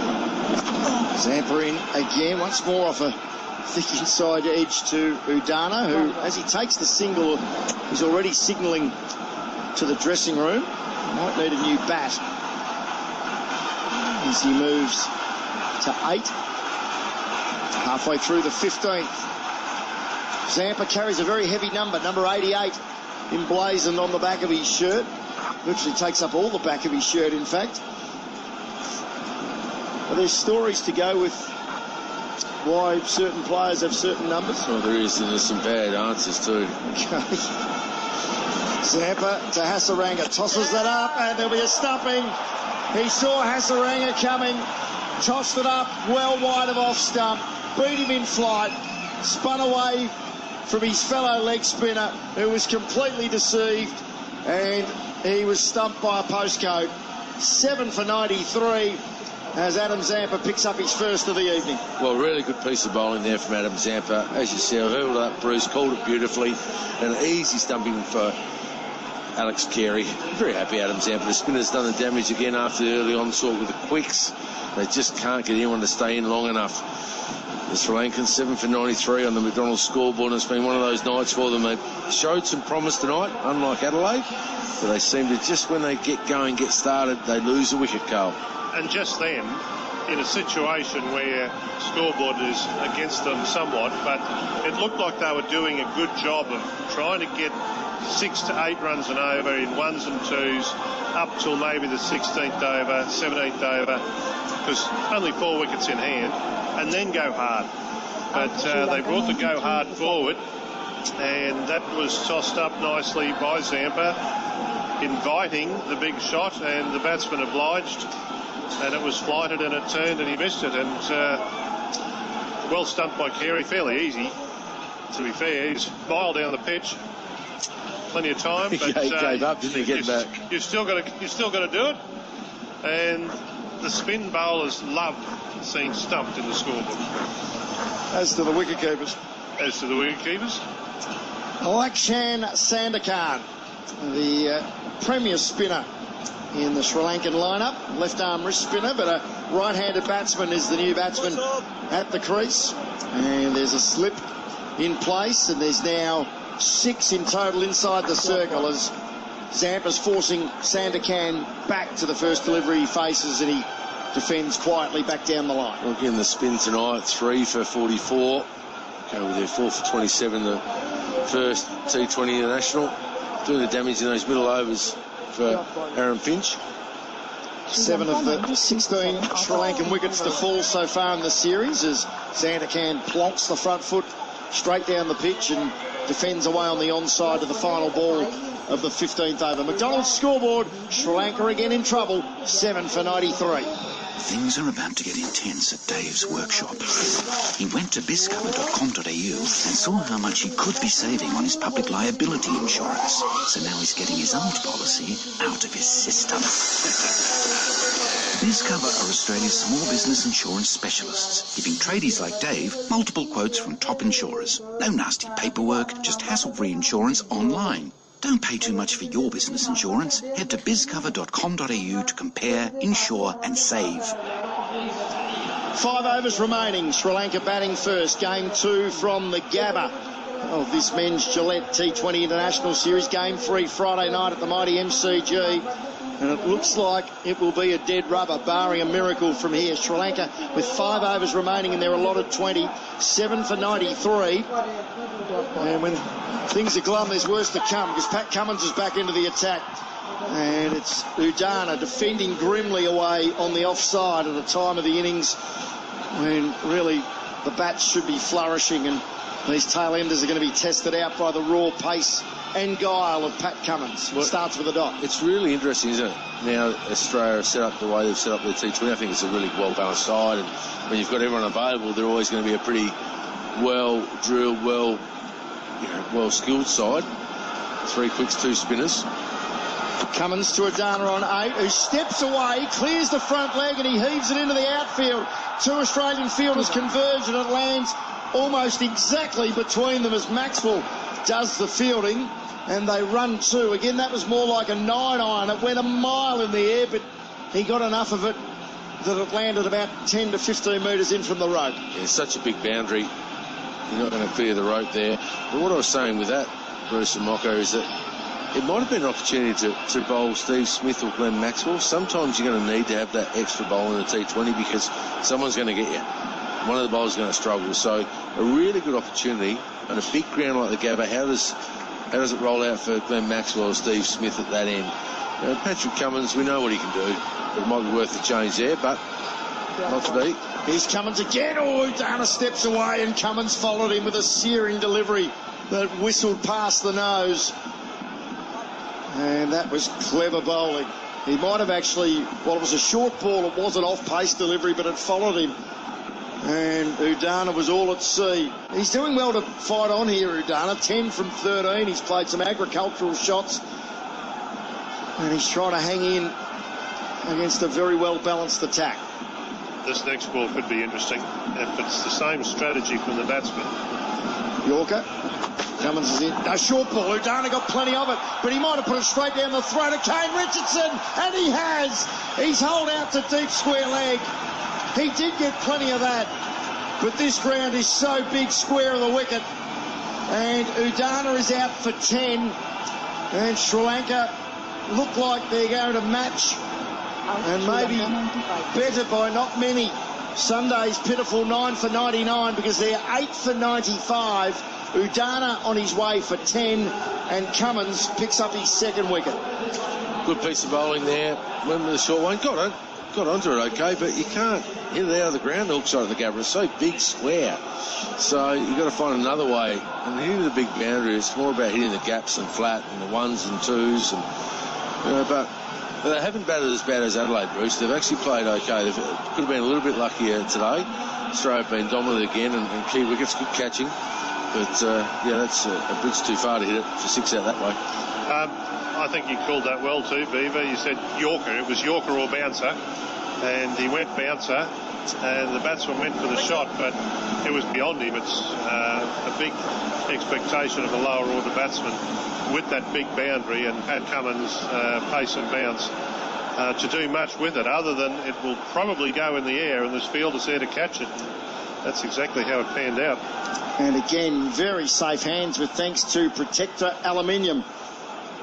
So the batsman crossed and Sandakan on strike, and he's been forced back onto his stumps and defends, or fends away rather than defends, and pushes away on the offside. Lasith Malinga, the skipper, the veteran, is the non-striker who's now ambling down. Not sure what batting advice he would be giving to Sandakan. Well, it'd be, don't break your fingers to get a bowl from me for a start. Try and get off the mark. Let's try and bat the overs maybe. Cummins in again. Sandakan steps away, slices it out over backward point. Long chase for Zampa. He fields it 1.5 metres inside the rope. And they come back for 2, 8 for 97. That was the last ball of the 16th over. So all of that is on the BizCover scoreboard. Visit bizcover.com.au to compare, insure and save. As a child, losing a tooth is part of growing up. But as an adult, losing your teeth can be devastating. I'm Dr. Theo Spirakis from Bexley Dental, and I understand the grief you might be feeling. The good news is, using the latest all-on-4 procedure, I can give you back your smile and get you eating with confidence. It's your life, your smile. With 25 years experience and over a decade with all-on-4, I'm confident I can help. Book your free consultation at bexleydental.com.au. Well, Kane Richardson was regarded as unlucky to go wicketless on Sunday in Game 1. He bowled a lot better than his 4 overs, none for 21 suggested, and he hasn't picked up a wicket again tonight, but he's got an excellent chance here. Back into the attack with Sri Lanka, 8 for 97. He'll bowl this, the 17th over from the Northern or Vulture Street end, and it is the Sri Lankan captain, Lasith Malinga, on strike, who steps away to the first ball and cracks him for 4. Blasts it out wide of Turner at mid-off and down to the rope for a boundary. Shot of the day with thanks to Westpac Home Insurance. Westpac Home Insurance can help get you back on track when the unexpected happens. And I reckon for Kane Richardson, that was unexpected. I don't think he believed the Sri Lankan skipper had that in him so early. No, it was a good shot, wasn't it? And there's a few more of them. Remember, years ago, destroyed 9th wicket partnership, 10 wicket partnership to get them across the line at the MCG. I mean, you've got a few that night. Brings up the Sri Lankan century as well. 8 for 101. He does it again. He repeats the dose. That's an even better shot. Inside out over cover. Consecutive 4s. And boof that was. Shot of the day, thanks to Westpac Home Insurance. Fine leg's got to come up and mid-off back because that's his area. He just goes mid-off or cow, really. He's giving himself some room. He knows it's a bouncy track, and really, that's when you bring fine leg up and say, you know what, if you're good enough to hit me over fine leg from there, fair enough.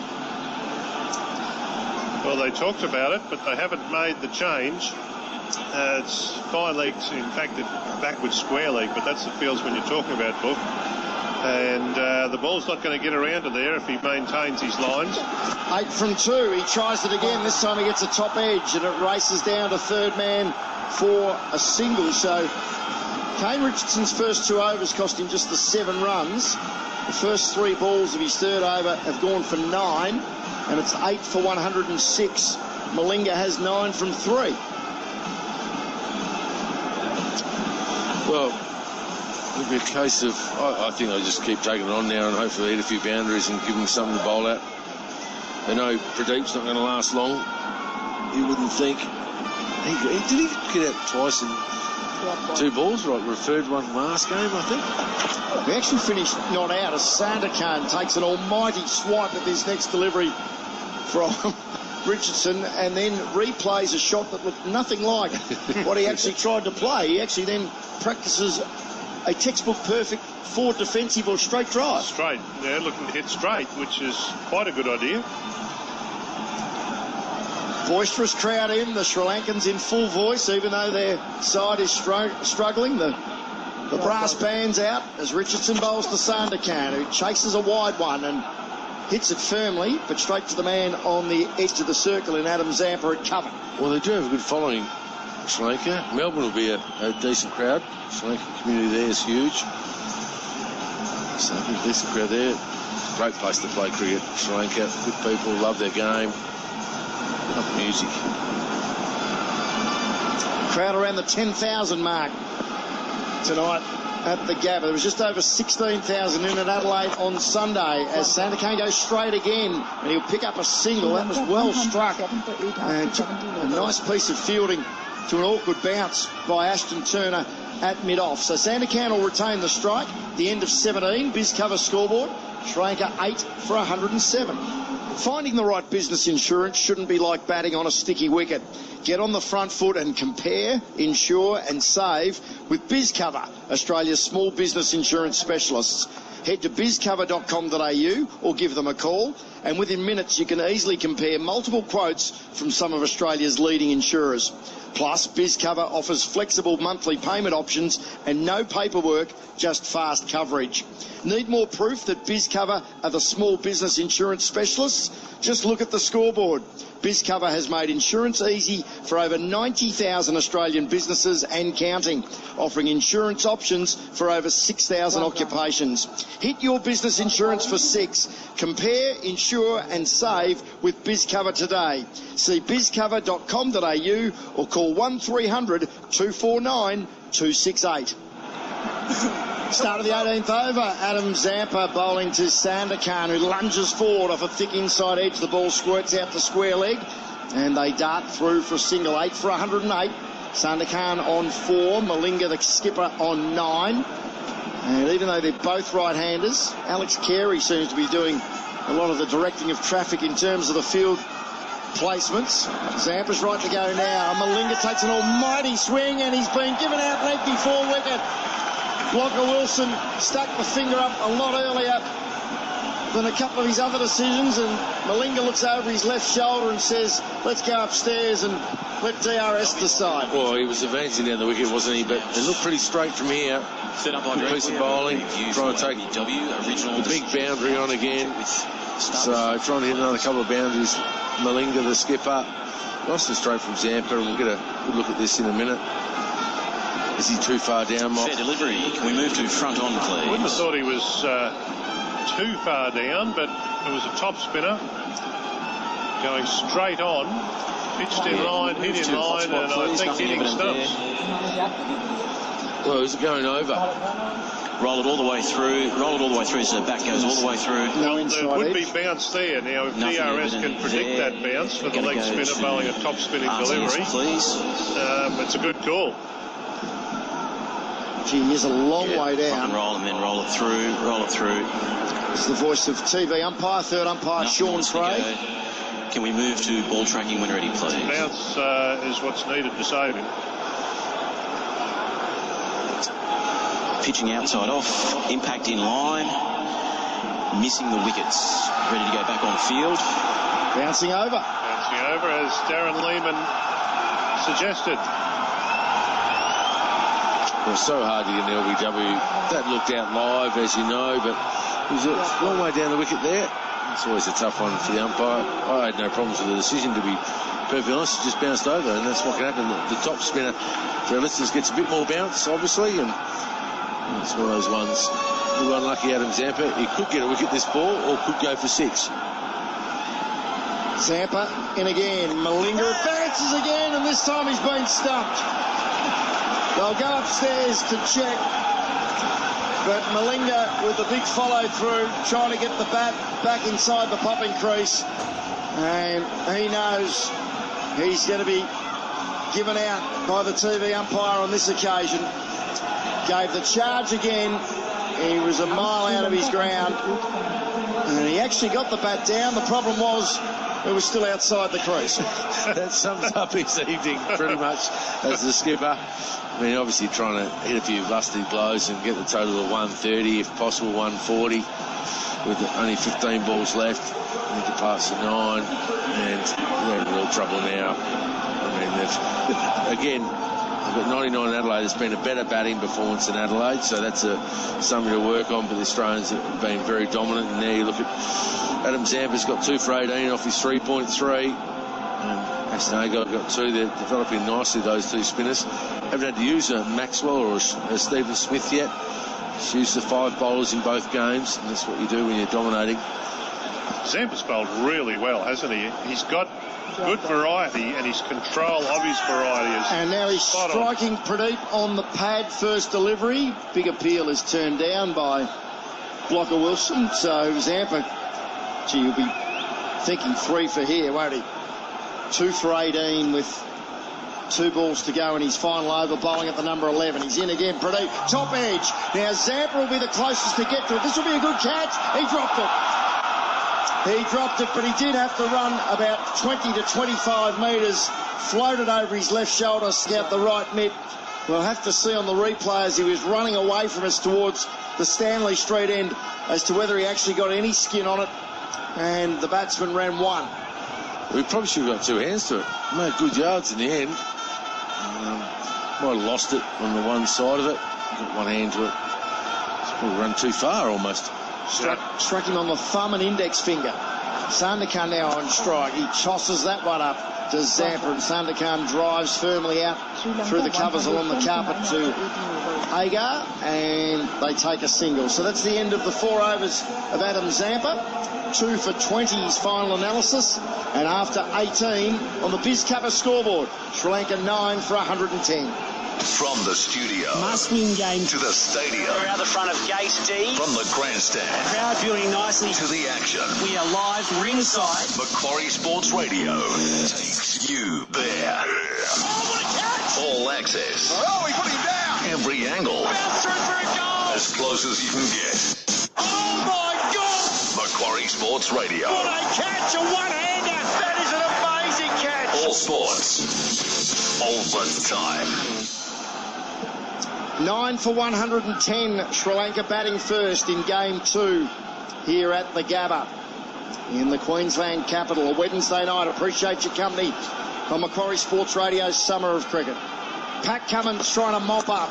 Starts a new over, and I reckon he'll concede a boundary. He will, as Sandakan again takes a huge swing. Big top edge flies over the keeper's head and down to the rope for 4. It's 9 for 114. Fortune favouring the Brave on that occasion. Big windy whoosh and outside edge over the top of what would have been first slip, but nothing you can do about that. That's just the way it goes. So 9 for 114. They're 15 runs better than what they dished up chasing in Adelaide on Sunday, having conceded 233 with Australia batting first after they were sent in. Aaron Finch not happy with, in fact, we've now virtually got a backstop mocker. Well, it's right on the line of first slip I was talking about. It's on the boundary of first slip. It's a deep fly slip. Short ball from Cummins, and in fact it's called a wide by umpire Abood, 9 for 115. I've not seen that position before. Well, it's to save that edge for 4, isn't it? That's what they're trying to do. It lasted only for one delivery. Well, he's bowled 2 short ones now, hasn't he? So he's probably got to pitch the ball up. I mean, if they're hitting a good length ball for Patrick Cummins over mid-on and mid-off, it's a good shot. So they can probably go normal, bring the fine leg up, which they're about to do. And mid-on back, and then pitch the ball, try and hit the stumps. Sandakan 9 from 10. Cummins with him now. Off-pace delivery. Sandakan sweated on it. He did pick it, but he didn't get enough of it as he dabbed it out towards point. And Ashton Turner does the fielding, and it's a dot. So 10 legal deliveries remaining in the Sri Lankan innings. There's been a few starts. Top scorer Kusal Pereira, 27 from 19. The opener, Gunathalaka, made 21. Vishka Fernando made 17. As Cummins in once more. Another almighty heave from Sandakan. He gets it off the inner portion of the bat and trickles out through mid-wicket to Maxwell, and they run 1. Yeah, another slower ball. Talk about Zampa's control of his variations, but Pat Cummins' slow ball, they never go bad on him. He never gets it wrong. He's got terrific control of that slow ball. 2 for 28 from 3.3. Pat Cummins' analysis. He's in once more. Authentic straight drive from Pradeep down to the skipper Finch at long on, and they jog a single. And it's 9 for 117. Don't forget that news regarding the Flemington Spring Carnival, or the continuation of the Spring Carnival. Of course, we had the Cox Plate last Saturday at Moonee Valley, the 3-day Caulfield Carnival, Saturday, Wednesday, Saturday, but Macquarie Sports Radio will be broadcasting from Flemington with Brian Martin and Shane Templeton spearheading the coverage. Derby Day, Cup Day, Oaks Day and Stakes Day, as the next ball from Cummins is driven firmly out into the covers, but that is brilliant fielding by Steve Smith. Safe hands with thanks to Protector Aluminium, and there is no run. Good shot for nothing. Brilliant fielding. Diving to his right, one-handed save, clean, straight in the mid. Save 4. Cover and mid-off in the circle for Pat Cummins. They gets one past those, it's 4 runs. Here comes Cummins' last ball of the night, and it is straight driven. It's actually into the stumps at the non-strikers end. Now Cummins has done some smart work here. He's picked it up, and has he managed to get the stump out of the ground with the ball in his hand, and therefore has Sandakan been run out? Well, that's a great piece of work. Great piece of work if he gets this. Smart. For a fast bowler, Mock, that's one of the smartest things I've seen. Quick thinking. He should know to do that. Yes, he should, and he has. And it's just whether he's obviously got it together in time and beaten the batsman. Run out. I think they think it's not out. Everyone's moving their position. So if the stumps are broken, you can still affect a run out, but the ball's got to be in contact with the wicket as you pull the stump out of the ground. Hold. One more frame. Pat Cummins has done this, but I reckon he's got him. He's got him. That is brilliant. I think he's got him. So he's got the ball in his left hand and made contact with the stump, and the right hand is pulling the stump out of the ground. Which he has to, because the stumps have already been broken. Because they're broken, so that's what you can still do to affect the run out. He's on the stump, one more frame forward, and the stump is out of the ground, and the decision is ready for the big screen. That's going to be out. That is brilliant. Sri Lanka are going to be all out for 117. Expect nothing less from a good fast bowler. It's a great piece of fielding that, Bruce. End of the innings. 117 all out on the McDonald's scoreboard, and that sort of sums up the batting performance, doesn't it? Great piece of fielding to finish it off. from the last ball of the 19th over. So the tourists can't even bat out their 20 overs. And the last man out is Starc Khan, run out superbly by Cummins at the non-striker's end for 10. So Sri Lanka all out 117. We'll run through the bowling figures. Once again, poor old Kane Richardson's finished as the only bowler wicketless, as he did on Sunday in Adelaide. The wicket takers, Billy Stanlake, 4 overs, 2 for 23. Pat Cummins, 4 overs, 2 for 29, and that run out right at the end. Ashton Agar, 4 overs, 2 for 27. He also affected a run out. And Adam Zampa, 4 overs, 2 for 20. Kane Richardson bowled 3 overs, none for 17. His first 2 overs cost him only 7. He got a little bit of stick in his final over, going for 10. There were 4 extras, made up of 3 wides and 1 leg by. Sri Lanka all out for 117. Just the 2 batsmen scoring more than 20 in Kusal Perera with 27 from 19. And the opener, Gunathalaka, 21 from 22. 3 batsmen contributed 10 at the bottom of the order, that being Hasaranga, Udana, and also Starc Khan. Earlier there was 17 contributed by Fernando, and just other bits and pieces with Malinga, a couple of lusty 4s in his 9. So all out 117 with the run rate of 6.15 per over, the Sri Lankans posting, but failing to bat out their full allotted 120 legal deliveries. Before we take a break for some news headlines, some observations from Carl Rackerman and Darren Lehman. Well, just one of those performances. Very pleased if you're an Australian coach and captain. They've done the job. I was actually still impressed with Sri Lanka. They had better intent today than they did in Adelaide. Obviously, they still didn't get a great score on a really good batting wicket, but at least they showed some intent, and they needed one of their batsmen to go through. They had some players there that can play all the shots, and you feel from a little bit coming up against a quality side of Australia at the moment, especially at home. And Australia, they were just methodical with their bowling performance. Only used 5 bowlers. The spin twins again got 4 wickets between them after power play. Well drilled, well managed by Aaron Finch, and a couple of run-outs tonight in the field. So very pleasing first half performance. Look, high-quality bowling, and if Sri Lanka wanted to score runs, they had to take a risk. They took risks and occasionally got away with it, but too often failed to. And yes, what's needed in any T20 is one guy to go and get a good score on the board. And Sri Lanka weren't able to do that on Sunday in Adelaide or here today. But the bowling was high quality, and no easy runs, just very high quality stuff.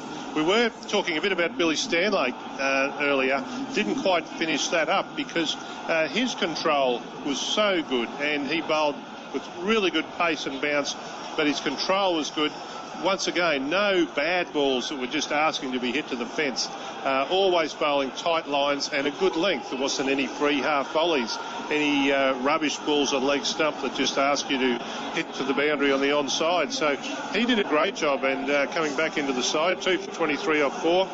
Richardson didn't deserve to be wicketless. He bowled as well as anybody. Pat Cummins, as we're used to, but the spinners, as Buff liked to talk about, did a great job again. And once again, their control was exemplary. Certainly was. So Sri Lanka all out 117 after making just 9 for 99 in game 1. Australia 118 needed for victory to wrap up the series and to render game 3 on Friday night at the MCG as a dead rubber. Now the Australian run chase will begin in about 16 minutes time at 8:01 local time here in Brisbane, which obviously 9:01 in Sydney and Melbourne, and 6:01 over in Perth. We are in our innings break with thanks to the Ram trucks. Bigger is definitely better. The Ram 1500 pickup truck eats utes for breakfast, Mocker. Ramtrucks.com.au is the website to go to find out more details about those magnificent vehicles. The Ram trucks, and they're proud supporters of Macquarie Sports Radio's Summer of Cricket, which is going to be massive, of course, after game 3. And this series wrapping up on Friday night. It is Pakistan next up, with Julian King spearheading the coverage Sunday afternoon from the Sydney Cricket Ground, along with Ian Chappell and Darren Lehman. Game 2 Interesting to see Cricket Australia taking on Melbourne Cup Day. It'll be Tuesday night down in the nation's capital at the picturesque Adelaide Oval, and then over to Perth for Game 3 next Friday. That, of course, is a precursor to what is a massive summer of test series, 2 test series, the 2 matches against Pakistan, the opening test starting 3 weeks tomorrow here at the Gabba in Brisbane, followed by the day-night encounter in Adelaide, a quick turnaround between those 2 matches. And then for the first time in more than 30 years, the Kiwis will be here over Christmas time, and what a series that promises to be, with the exciting New Zealand lineup pitting themselves against their great rivals in Australia. The first test in Perth from December 12, and then the traditional Boxing Day and New Year's tests at the MCG and the SCG respectively. Of course, all of the Big Bash action you'll be able to hear on Macquarie Sports Radio as well. So we will take a break during our innings break with thanks to the Ram trucks. Sri Lanka bowled out on the last ball of the 19th over, all out for 117, and Australia's run chase just under a quarter of an hour away to wrap up the series 2-0. Men's Gillette T20 International Series action that you're listening to on Macquarie Sports Radio, 882 in Brisbane, 954 in Sydney, 1278 in Melbourne, via digital in Perth, whether you're listening via the Macquarie Sports Radio app or on sportsradio.com.au. This coverage proudly brought to you by McDonald's and BizCover.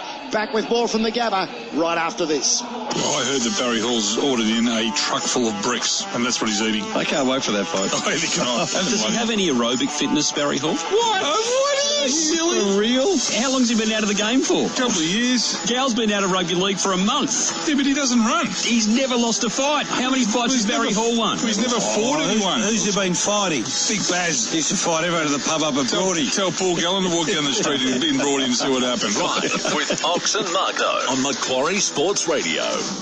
If having multiple insurance policies drives you nuts, then you need a Hug. Hug is the insurance policy that makes life easier. Bring your different needs together into one single policy. That means just one premium to pay each year. Plus, provide Hug a copy of your current schedule or written quote, and Hug will discount 20% on the cost of each of your existing comparable covers. Comparable covers include accidental damage, home cover, comprehensive motor vehicle cover, contents, pet and watercraft cover. Have a Hug. One policy, one premium, one big sigh of relief. See huginsurance.com.au. Savings apply to Hug policies issued by December 31, 2019. Hug insurance underwritten by RACQ. Conditions, limits and exclusions apply. Read the PDS before making a purchase decision. The crack of cricket bat on ball. The cheers of the crowd for every 6. These are the sounds of summer, just like the clap of thunder, the crackle of bushfire and the drum of hailstones. So it's important to be prepared and protect your home and belongings. Westpac Home Insurance can help, covering your home against all that summer brings. Simply search Westpac Home Insurance to find out more. Insurance issued by Westpac General Insurance Limited. The bank only distributes the insurance. Read the PDS to see if this insurance is right for you. Cruise New Zealand for 13 nights from just $1,999 per person during the landmark sale with Princess Cruises. Enjoy this deal, plus receive free onboard spending money. Don't miss out. Book your place today. Explore the world's most recognizable landmarks with cruise deals or air steals. Whether it's uncovering the wonders of Japan or the glaciers in Alaska, enjoy a world of choice when you cruise with Princess. See your travel agent or visit princess.com. Peter Jackson mid-season sale is now on. $200 off all suits. Yes, $200 off all suits. $100 off all sports jackets. All new spring styles now heavily reduced. Get in and get your spring racing styles. Peter Jackson. This Movember, hear the straggly moustaches. The lopsided ones. The itchy, ratty, ferrety ones. The, hey, I look good with this ones. The ones grown by Dad. The ones grown for Dad. Because whatever you grow, we'll save a bro. Sign up now at Movember.com. Oh, the Blind Factory! The Blind Factory spring sale is on now! Where are my keys? Where's my phone? Where are my trousers? Why am I always losing my trousers? The Blind Factory! Spring sale, trousers or not. Macquarie Sports Radio.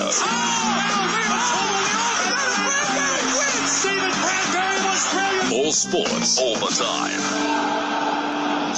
And welcome back to the Gabba coverage of Game 2 of this 3-match T20 Gillette International Series between Australia and Sri Lanka. Sri Lanka coming off that incredible 3-0 win, all matches played in Lahore against the world's number 1 ranked T20 side Pakistan just 3 to 3.5 weeks ago, but being clobbered so far as we're at the halfway mark of the series. Halfway through Game 2, Australia won Game 1 by 134 runs, and here in Game 2, Sri Lanka batting first has set the host nation just 118 for victory to wrap up the series 2-0. Darren Lehman, Carl Rackerman and Bruce Ebel with you on Macquarie Sports Radio's Summer of Cricket, proudly brought to you by McDonald's. Great to have McDonald's back on board this summer. And BizCover. Visit bizcover.com.au to compare, insure and save.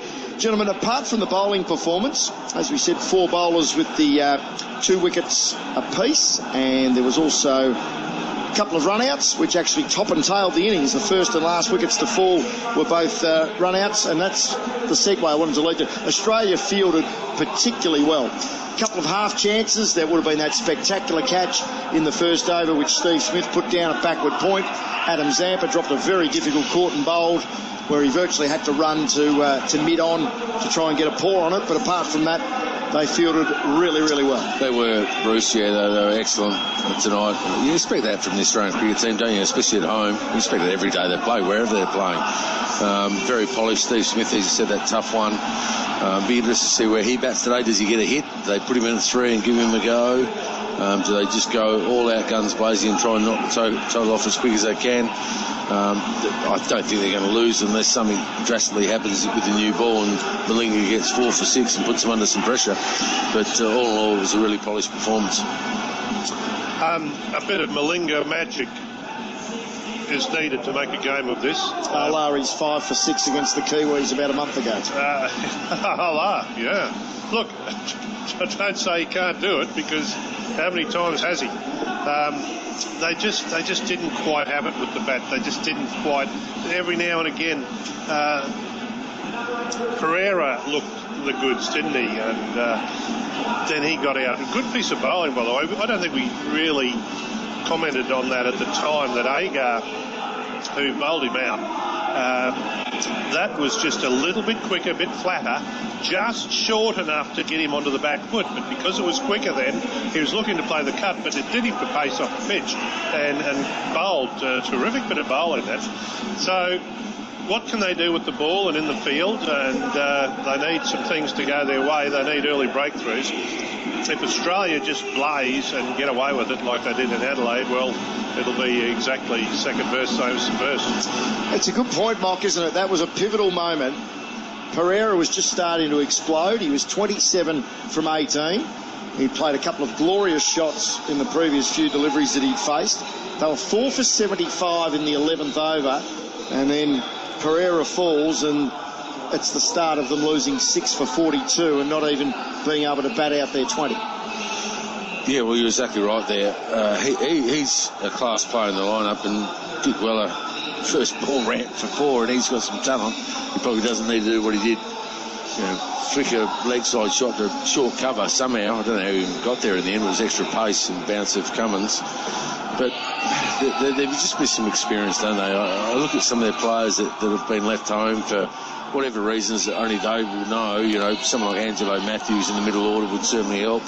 I know he's getting on a bit in the years, but his experience can really, set up a total when you're 4 for 75. I guarantee you have him in the side, and even Danajo De Silva, I think, is a really good player. He played very well for him over the last few years, and it probably fell away a little bit in form, but when you're that sort of player, I think you get it back and you know the game well enough. He can bowl, he's a gun fielder. And then even Tessara Pereira, who Brisbane Heat fans would know quite well in their championship year, he played, and he can certainly whack it, bowl a few handy mediums. If you had those in at 5, 6 and 7, you've certainly got a bit more meat to the batting lineup. I mean, you think Malinga was batting 9 and Udana was batting 7. That's too high for them. Malinga's a 10 or 11 and Udana's probably a 9, so they're missing a batter or two. And we still don't know why their fastest bowler, Lahuru Kamara, isn't playing. Hasn't played either of the first two games after being eye-catching last Thursday night in Canberra against the Prime Minister's 11. Certainly caught the eye of Dan Christian, hit him flush in the sternum about the third ball he bowled. I mean, with Malinga now advancing in his years, what is he, 36, and nowhere near as quick as he was in his pomp. But Kamara not playing, particularly here tonight on the quicker Gabba deck, makes no sense at all. Where that sort of bowling has potency and can make a difference and can get those early breakthroughs or break up a partnership in the middle. It's that extra pace and bounce that's different, that players just aren't attuned. And in this form of the game, you're hitting through the ball, whatever you're playing now, particularly in the middle overs, you might have been playing some spin. Then the quick bowler comes on, but you're under pressure to keep the scoreboard coming. So you're still looking to hit through the ball. Suddenly it's fast and it's bouncing.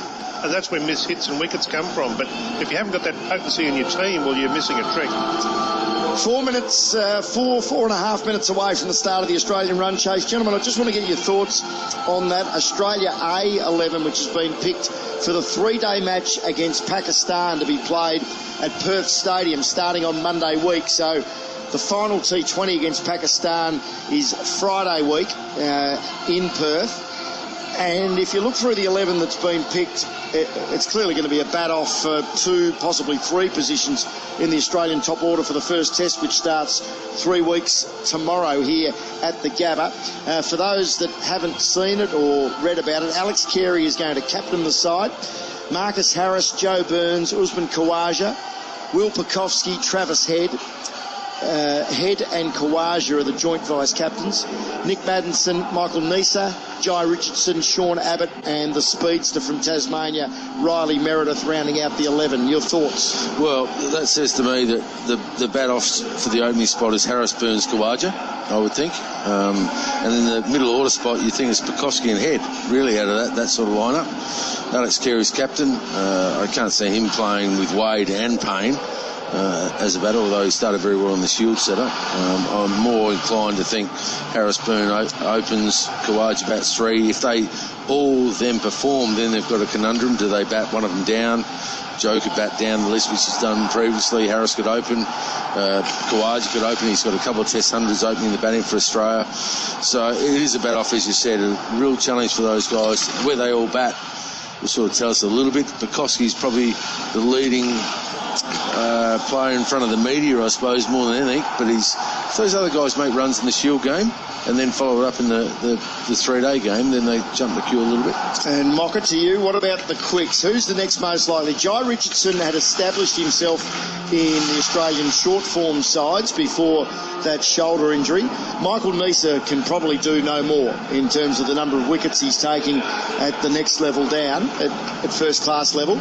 Interesting to see Sean Abbott in there, who is bowling quicker than he has ever done, and clearly Riley Meredith is one for the future. The young speedster from Tasmania, he knocked over Warner and Smith early in that Marsh Cup game at North Sydney a week or so ago. He has got raw pace and one to watch for years to come. Yeah, it's a good selection, Riley Meredith, isn't it? Eye-catching, and the selectors have said, well, let's give him a go. Terrific, so I'm happy with that. Sean Abbott's a little bit under the radar type player, isn't he? Every time he bowls, he's impressive in all forms of the game, and he keeps bowling good spells and coming up with good returns, and he's got recognition. I think he's a good bowler, Abbott.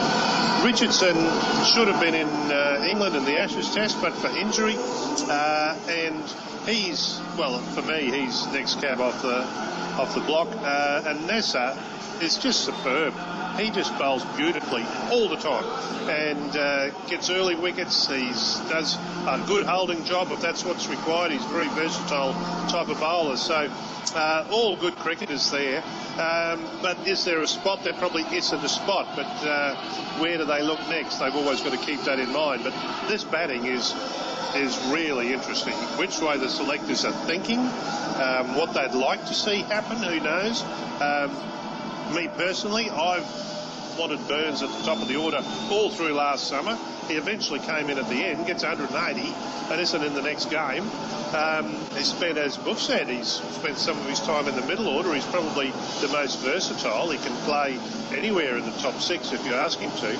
But these guys have had these 4 Shield games, and this is obviously an Australia A game thrown in there now, but leading into this first test, and the opportunity was there for somebody to score a mountain of runs and say, that spot's mine. Well, nobody's really done that.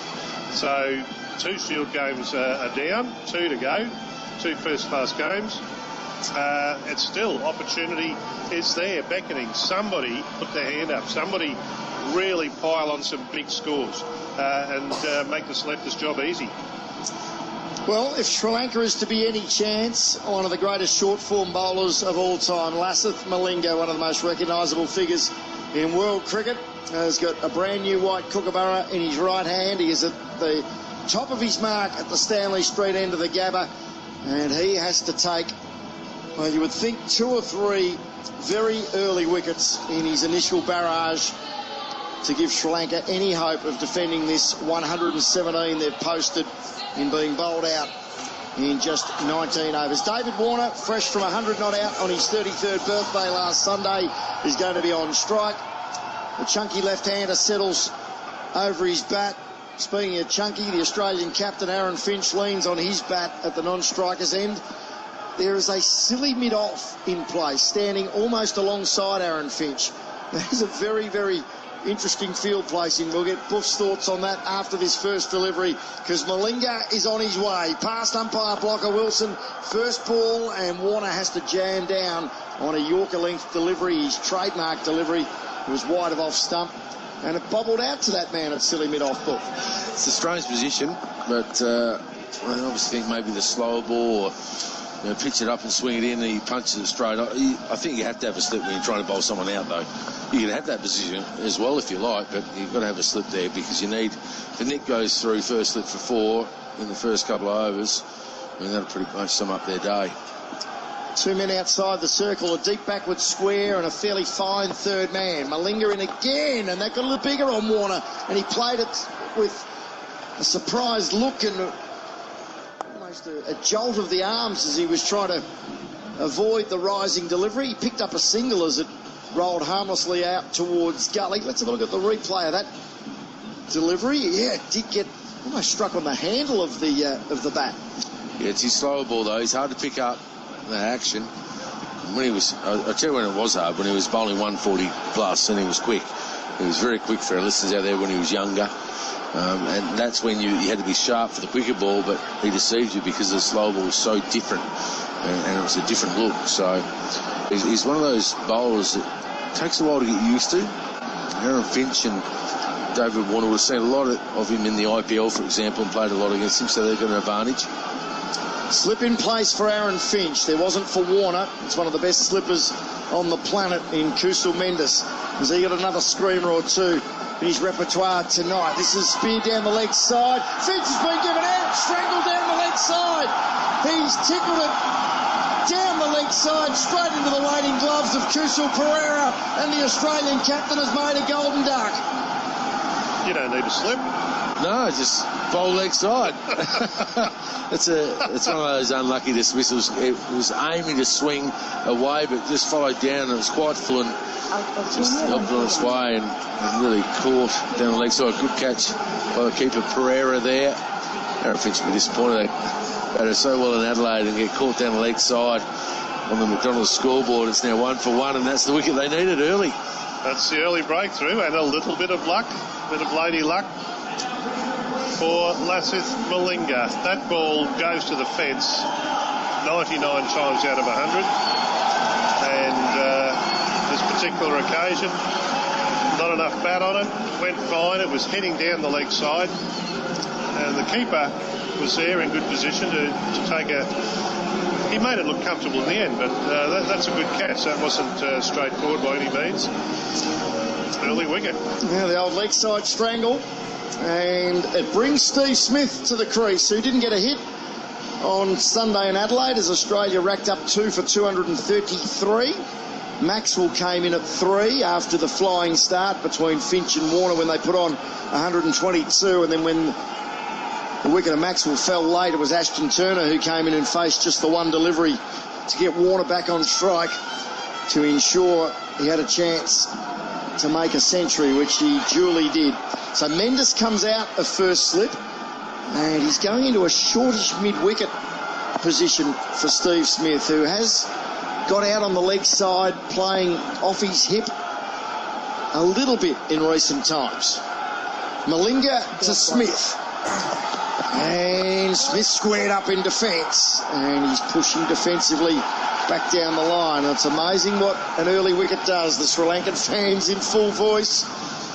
And how deep can Lasith Malinga dig into his substantial bag of tricks to make early inroads into this Australian top order? Yes, well, one's out of the way, but the challenge of Steve Smith is an interesting one. What about a very unorthodox bowler bowling to a very unorthodox batsman? That's why we love live sport. Malinga into the short ball and a beauty. And that was turning back the clock, as Smith had to get the head and neck out of the way of that rapidly. That surprised Steve Smith a little. Yeah, right on the money there. And that's what you need. You almost need another wicket now to give him a real pump up, don't you? Finch out early. So Australia's T20 plan, obviously, if they lose an early wicket, Smith's going to go in. Unless they've decided, Maxwell played so well, let's get Smith a hit. But if Smith, they lose a wicket early, Smith goes in. He's such a good player all around the ground early doors. Last ball of the first over. Malinga to Smith. Full and straight. Smith takes it off his toes, but picks out Mendes at that straightish short mid-wicket. And there is no run. Great start by the tourists. Malinga strikes. And on the McDonald's scoreboard after one, it is 1 for 1. Things are about to get intense at Dave's workshop. He went to bizcover.com.au and saw how much he could be saving on his public liability insurance. So now he's getting his old policy out of his system. BizCover are Australia's small business insurance specialists, giving tradies like Dave multiple quotes from top insurers. No nasty paperwork, just hassle-free insurance online. Don't pay too much for your business insurance. Head to bizcover.com.au to compare, insure and save. First over down. Lasith Malinga has removed the Australian captain for a golden duck. And now it is Nuwan Pradeep, an experienced seamer who was the best of the bowlers in Adelaide on Sunday afternoon. 4 overs, none for 28. When you consider Australia scored 233 from their 20, and Pradeep went at just 7 per over. The only other man under double-figure economy was Malinga at 9.3. Starts wide of off stump, and Warner clips it through the covers. Great timing. It won't quite reach the rope, but they will run 3. Smith was half interested in coming back for a 4th, but the throw prevents that. Warner moves to 4, and that is what the score is. 4 for the loss of 1. Well, beautiful timing there from David Warner. Just picked up from Adelaide, didn't he? It's a good wicket. Might carry on. There's a little signal back to the change rooms there from David Warner that's skidding on nicely, so it's a pretty good wicket to bat on. No swing there the first one. He bowled a little bit short in Adelaide, so hopefully he gets that right. Fuller and straighter, like he did in Canberra, and try and swing the ball away from the right-hander. Slip in place. Pradeep past umpire Abood. Smith drives straight. He beats the bowler. He won't beat mid-off in Malinga, who uses the size 13s to slide across and probably prevent a boundary. They take a single which gets Smith off the mark, and it's 1 for 5. That was a very well pitched up delivery, and Smith was way on the back foot and finished up playing a drive off the back foot. And wonder what if he would have got that on the front foot, what it might have been. Pradeep to Warner, who's cramped for room. He just drops it quietly away on the onside, and they scamper through for a single. 6 for the loss of Aaron Finch. He doesn't go forward much anymore, Steve Smith. He's been camping back, hasn't he? Yeah, he's been camping back a long time. His theory is to let the ball do everything before it gets to him. seems to be working, to be perfectly honest, isn't it? He still plays, the bat comes down nice and straight when he's still playing that shot anyway, and he's in good position. Even though he goes back, when he's playing his drive, he's still starting to lean forward into the shot. So there's many other ways to have a technique, and he's certainly changed the coaching book. He's batting on leg, but by the time the ball gets there, he's well and truly in front of his stumps as he drives square. He drives magnificently, and he drives for 4. Shot of the night, Buff, with thanks to Westpac Home Insurance, and it was. He just got, again, different technique, but got into the ball nicely. Transfer of weight, his head's still on release. He does everything right. Might look a bit different, but he does everything right on point of release. So Pradeep hasn't been able to ratchet up the pressure in the wake of his captain's first over. 9 from the first 4 deliveries from Nuwan Pradeep, and Australia's 1 for 10. Smith 5 from 5. Pradeep runs away from us again. And Smith, almost holes out to mid-wicket. Got plenty of it. It just beat the diving man. And will it reach the rope? I don't think so. That was terrific effort again down there in the deep. They've come back for 3. And that was fielded down there by Hasaranga, the young leg spinner. By gee, did well to keep that in the field of play after Smith had almost chipped it to the man at mid-wicket trying to pick up, I think that was Avishka Fernando. I think it might be 4. I think he's touching the rope there as well, but you're right. One thing the Sri Lankan team have always been good at is chasing and diving, and he was lucky not to have a miraculous catch at mid-wicket there in the air. So they're the sort of things that are going to stick early, and all of a sudden, 13 off the over with the ball to come. So Hasaranga was just touching the rope as Smith drives square again. There is a man now out at deep point, and Smith will retain the strike as they take just the single. 14 from the over, and after 2 on the McDonald's scoreboard, Australia 1 for 15. What if something happens to my home or my stuff? I might need to rebuild or find the cash to replace it all. Don't worry, Westpac Home Insurance can help get you back on track if the unexpected happens. And you can save up to 25% when you get a quote and buy a policy online. Simply search Westpac Home Insurance to get started. Insurance issued by Westpac General Insurance Limited. The bank only distributes the insurance. Read the PDS to see if this insurance is right for you. Men's Gillette T20 International Series Game 2. Australia leading 1-0. Sri Lanka batting first tonight, all out for 117. Australia after 2 overs, 1 for 15 in reply. The man out, Aaron Finch, a golden duck, caught behind down the leg side off Lasith Malinga. Malinga's got the ball in hand again, straight and full at Steve Smith, who whips it off his pads out to deep square, and they jog through for 1. Darren Lehman, Carl Rackerman and Bruce Eva with you on Macquarie Sports Radio's Summer of Cricket. Game 3 Friday night at the MCG. And then to Sydney on Sunday for Game 1 in the 3-match T20 series against Pakistan. Julian King, Ian Chappell and Buff Lehman, your commentators for the opening game of that series. Silly mid-off comes in again for David Warner, who waits with bat elevated for Malinga. And he drives out into the covers, but he can't breach the infield, and there's no run. Well, these two will know that Malinga's a danger as well. He can get a couple of wickets quickly, so they'll probably just bat quite normally against him and then really take on the other Sri Lankan bowlers. So you might find Malinga has to bowl 3 or 4 out to try and get 3 or 4 wickets. That's their only hope. Malinga with the excellent figures of 1 for 2 from 1.2. 8 deliveries bowled and just the 2 singles conceded. Bowls to Warner again, short ball. Warner swings into the pull shot. Big chase for Sandakan out in the deep.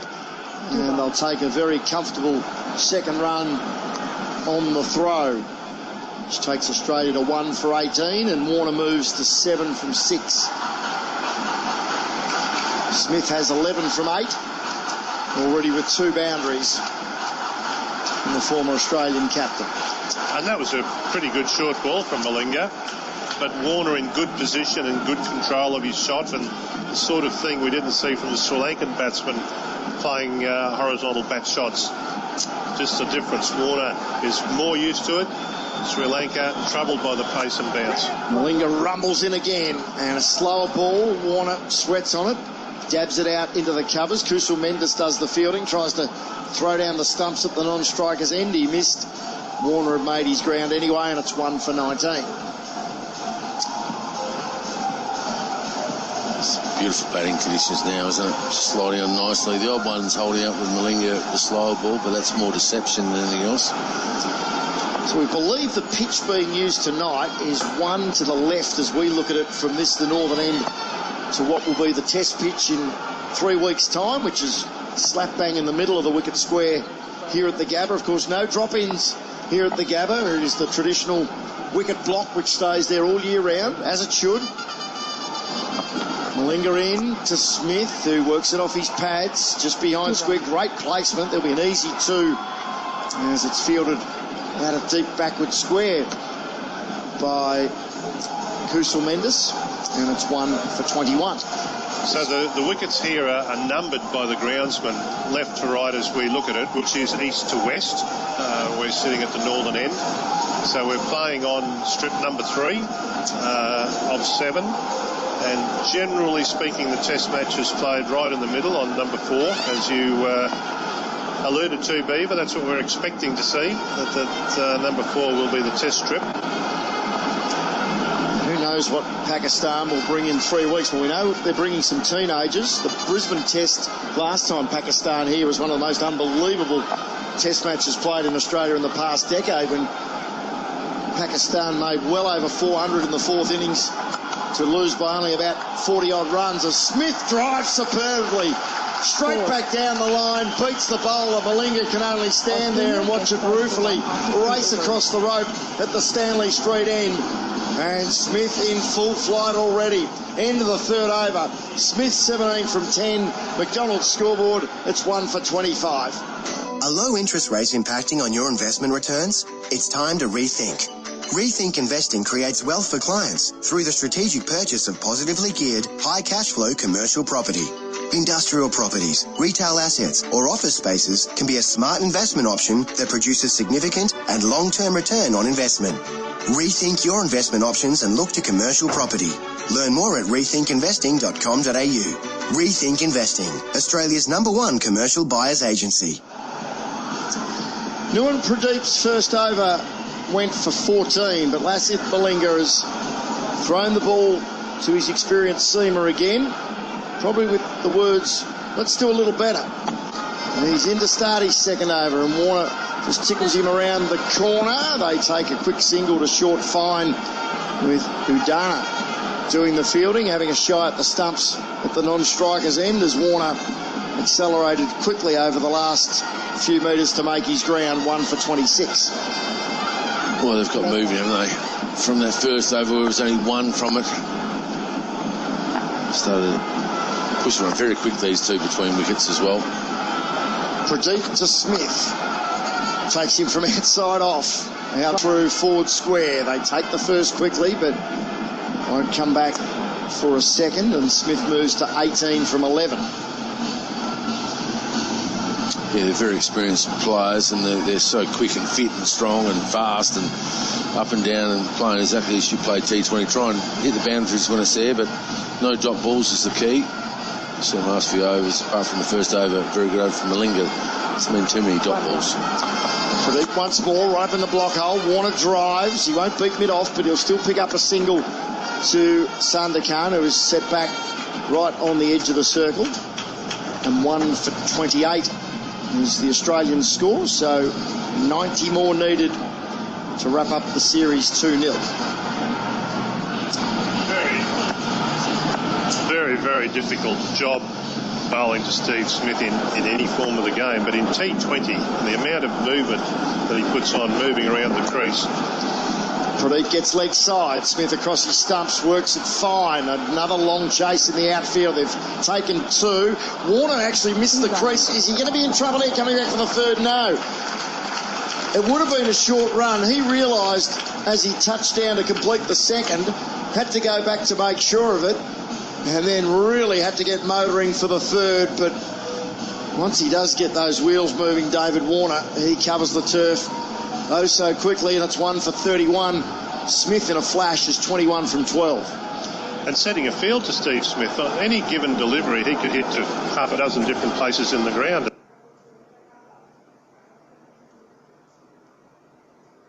Dot ball.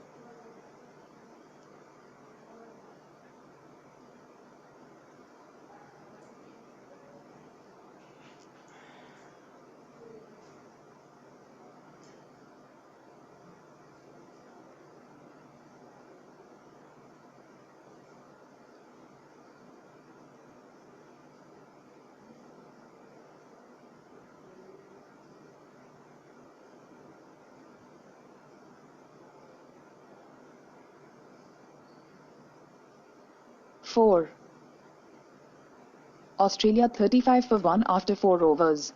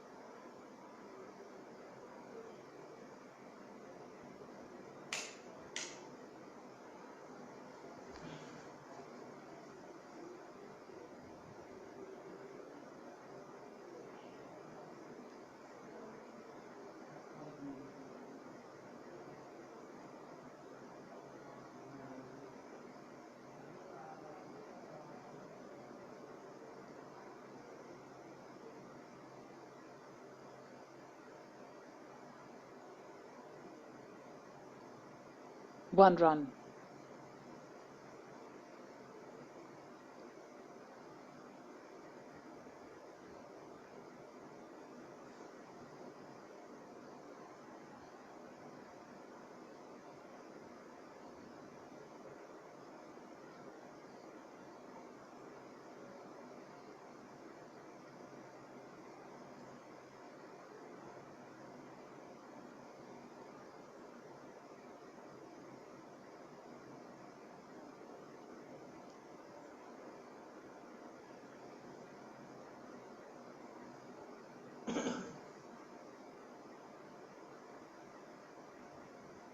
Four.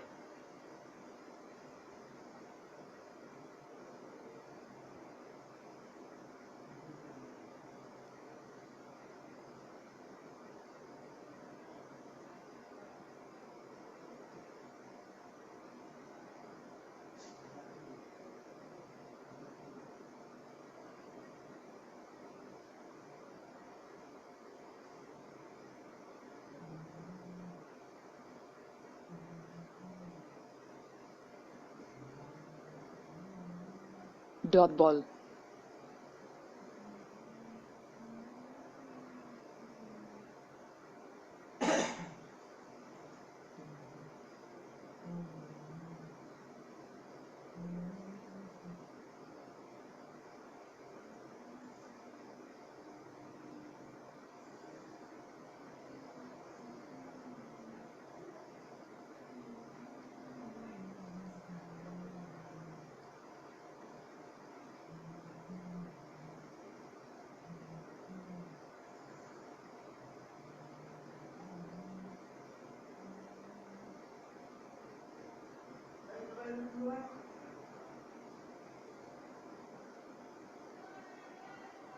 4.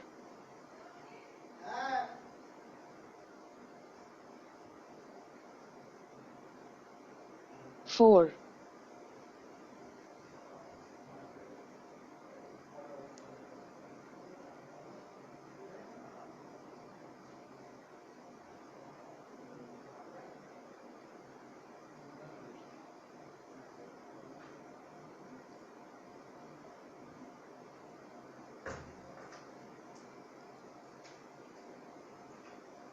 4.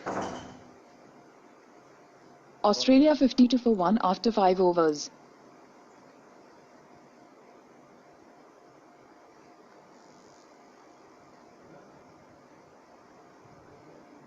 Commentary বন্ধ করে দিছ না?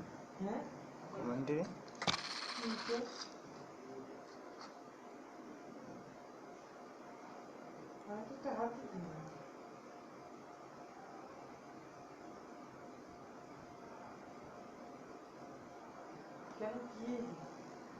ये बंद हो गया commentary बंद हो गया तो हाथ से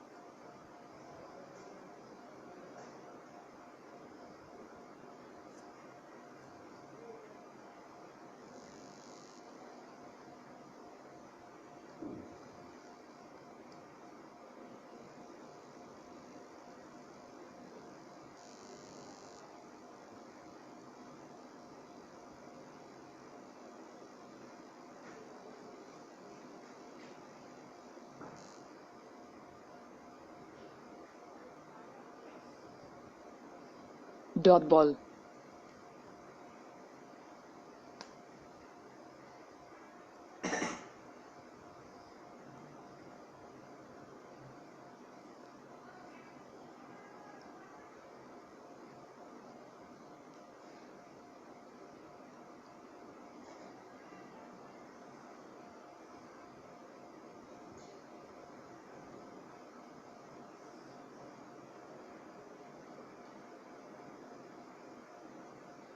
Wide.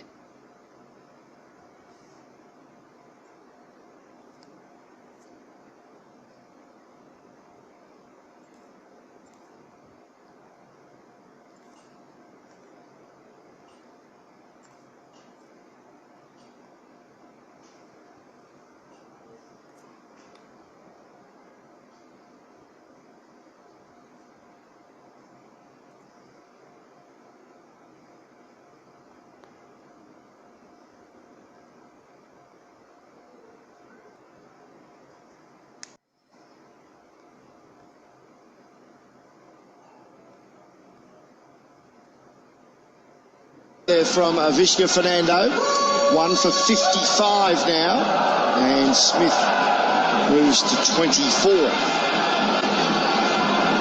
Say you've gone 3 overs for 50 and you're on track to break the record, and that's a big ask. That's still, you're still 25 short. Can you turn your back on the captain or keep backward square? Does the captain give you the 4th over? Udana in again. Full and wide of off stump. Smith drives square to the man in the deep for a single. Well, who bowled there? Someone did bowl an extra over for him. Shanaka bowled 1 over, got a wicket, I think, in the last over of the innings. He did. So it was... and it wasn't a bad over, actually. Hasaranga, the leggy, bowled only the 3. Yeah. His 3 went for 42. So... yeah, you're probably trying to shy away from the captain, aren't you, Carlos?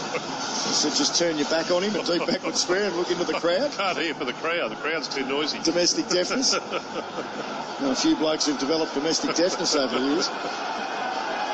1 for 56, halfway through the 6th over. Warner on strike. It's left armour to the left-hander. And Udana follows him. Warner wanted to stay leg side of the delivery. Angled in at the pads. He drove straight. And straight to Malinga at mid-on, and there's no run. Yeah, good bowler. Warner 29 from 17. Smith 25 from 16. Finch the only wicket to fall. A golden duck in the first over. The leg side strangle, tickling one down the leg side off Malinga into the gloves of wicketkeeper Kusil Pereira. Warner is looking to hit through that offside. He's just looking for any chance he gets. Udana lopes in again. Off-pace delivery. Warner slices it to short third man, and they take a single, and it's 1 for 57. Good change of pace there.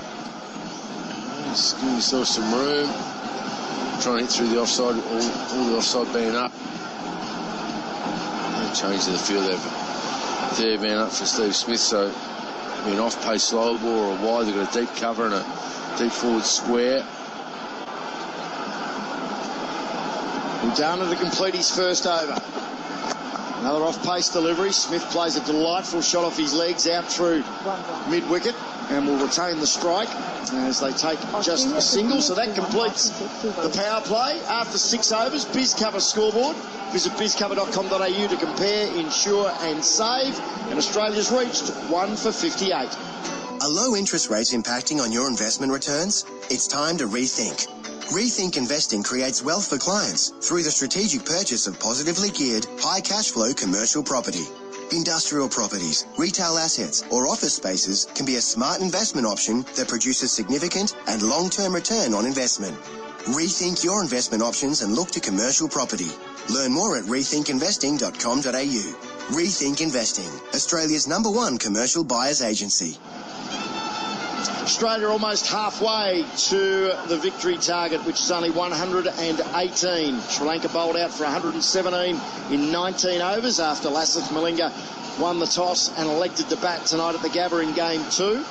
Australia, after 6 overs, 1 for 58. And at the same stage, Sri Lanka were 2 for 36. Just looking back to see what Australia were in Game 1. They were none for 57 at the end of the power play. In Adelaide tonight, they're 1 for 58. And it is time for the premier spinner in the Sri Lankan lineup, the experienced left-arm wrist spinner, Lakshan Sandakan, to have a trundle. He was very good in the Prime Minister's 11 game with 3 for 21.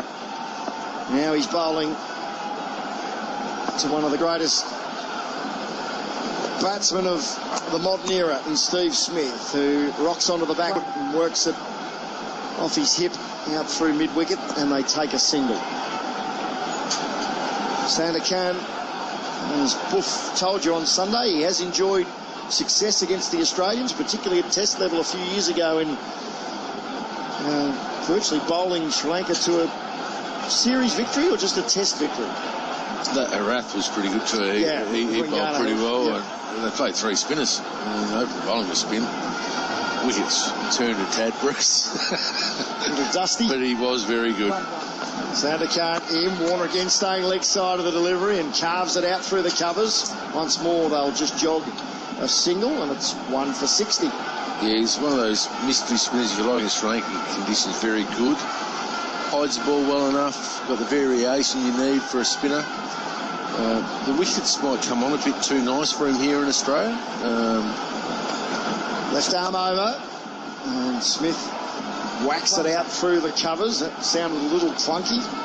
As the sweeper on the cover point boundary keeps it to 1. Yeah, it's one of those bowlers that needs a little bit of help. But the Gabba provides that with big boundaries. That's the help he's going to get. The problem is he's only got 117 on the board. So they've got to find some runs for him to bowl to and put some pressure on the Australians somehow. Partnership of 60 between this experienced pair. Warner back on strike, and he quietly nudges it off his pads out through square leg. Once more, it is just a single on offer as Gunathalaka once more does the fielding. 1 for 62.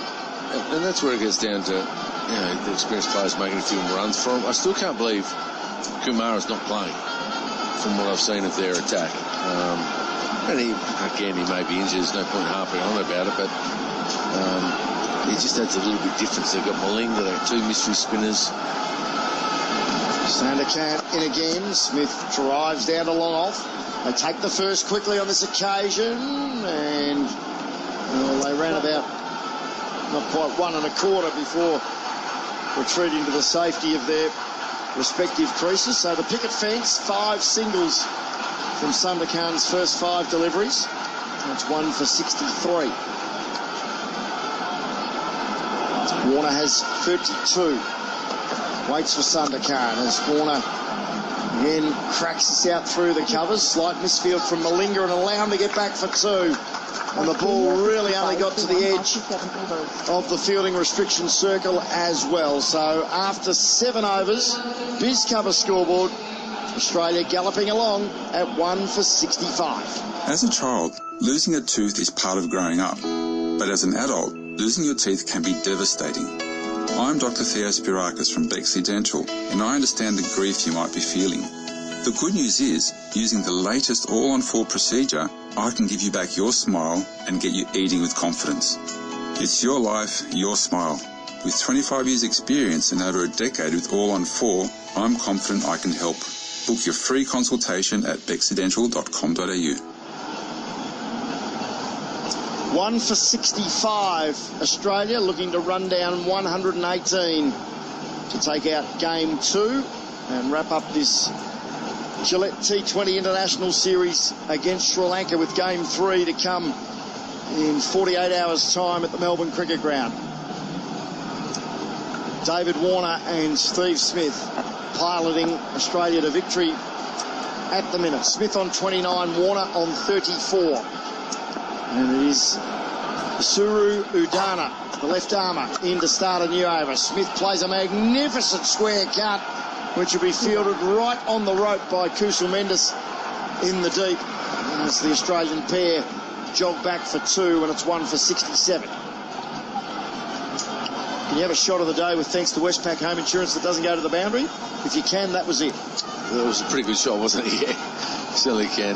If you base it on the sound of ball striking Willow, that sounded spectacularly good, didn't it? It was just crisp, right off the meat of the bat. Dana in again. Smith quietly drops it away down towards third man, and they practically walk a single, which takes Smith to 32. I tell you what's interesting. So they've got an extra man in the circle at the moment, the Sri Lankan team, for Steve Smith. They don't need him there. And I don't mind that because that's, squeezing a little bit, but he's at short, fine leg, Mike, so he can't even bowl a bouncer to it. If you're going to have the man up, it should be mid-on and mid-off and make him play a big shot. But he had the short, fine leg up. To David Warner, more regulation, 3 out the leg side. A lot of slower balls probably, or into the wicket balls coming now. Warner 34 from 21. Udana with him, and he plays a clever shot with fine leg inside the circle. Just helped it on its way off his hip. Virtually a flick rather than a full-blooded hook or pull down to the rope for yet another boundary. He's 6th. Warner to 38, and it's 1 for 72. Well, another shot of the day thanks to Westpac Home Insurance. If you're going to have fine leg up with that field, you really got to be off pace.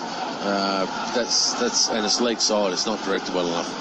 And, well, the line, if fine leg was back, and if it was a proper bouncer and bouncing high, is a potential wicket ball. But, it was a nothing ball. It deserved to go to the boundary. Right up in the block hole on this occasion. Warner drives crisply to Malinga at mid-off. And they take a single, 1 for 73. 2 balls remaining in the 8th. But fine leg wasn't back. It's up inside the circle. It was just a dog's breakfast. Everything there, cricket-wise, from the fielding side was terrible. And Warner said, thanks very much. Well, on current rate, Ashton Turner, there was just some footage of him on the boundary line chewing his fingernails. As Udana bowls again, that was an off-pace delivery. Smith misses, and they run a leg by. There was no chance of an overthrow as Smith kept charging through a good 15 metres past the stumps. Ashton Turner faced 1 ball in Adelaide on Sunday. Took a single from it to get Warner back on strike. Maxwell's all padded up, ready to go in next. There's only 44 more runs needed. Young Ashton might be heading to Melbourne on Friday for game 3. Not quite entrenched in the Australian top order, but can't do much about it when the openers at number 3 are doing all the damage.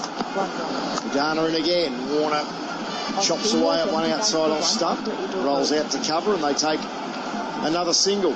So runs from every ball in that over, 10 from it, and after 8, Viz cover scoreboard, Australia 1 for 75.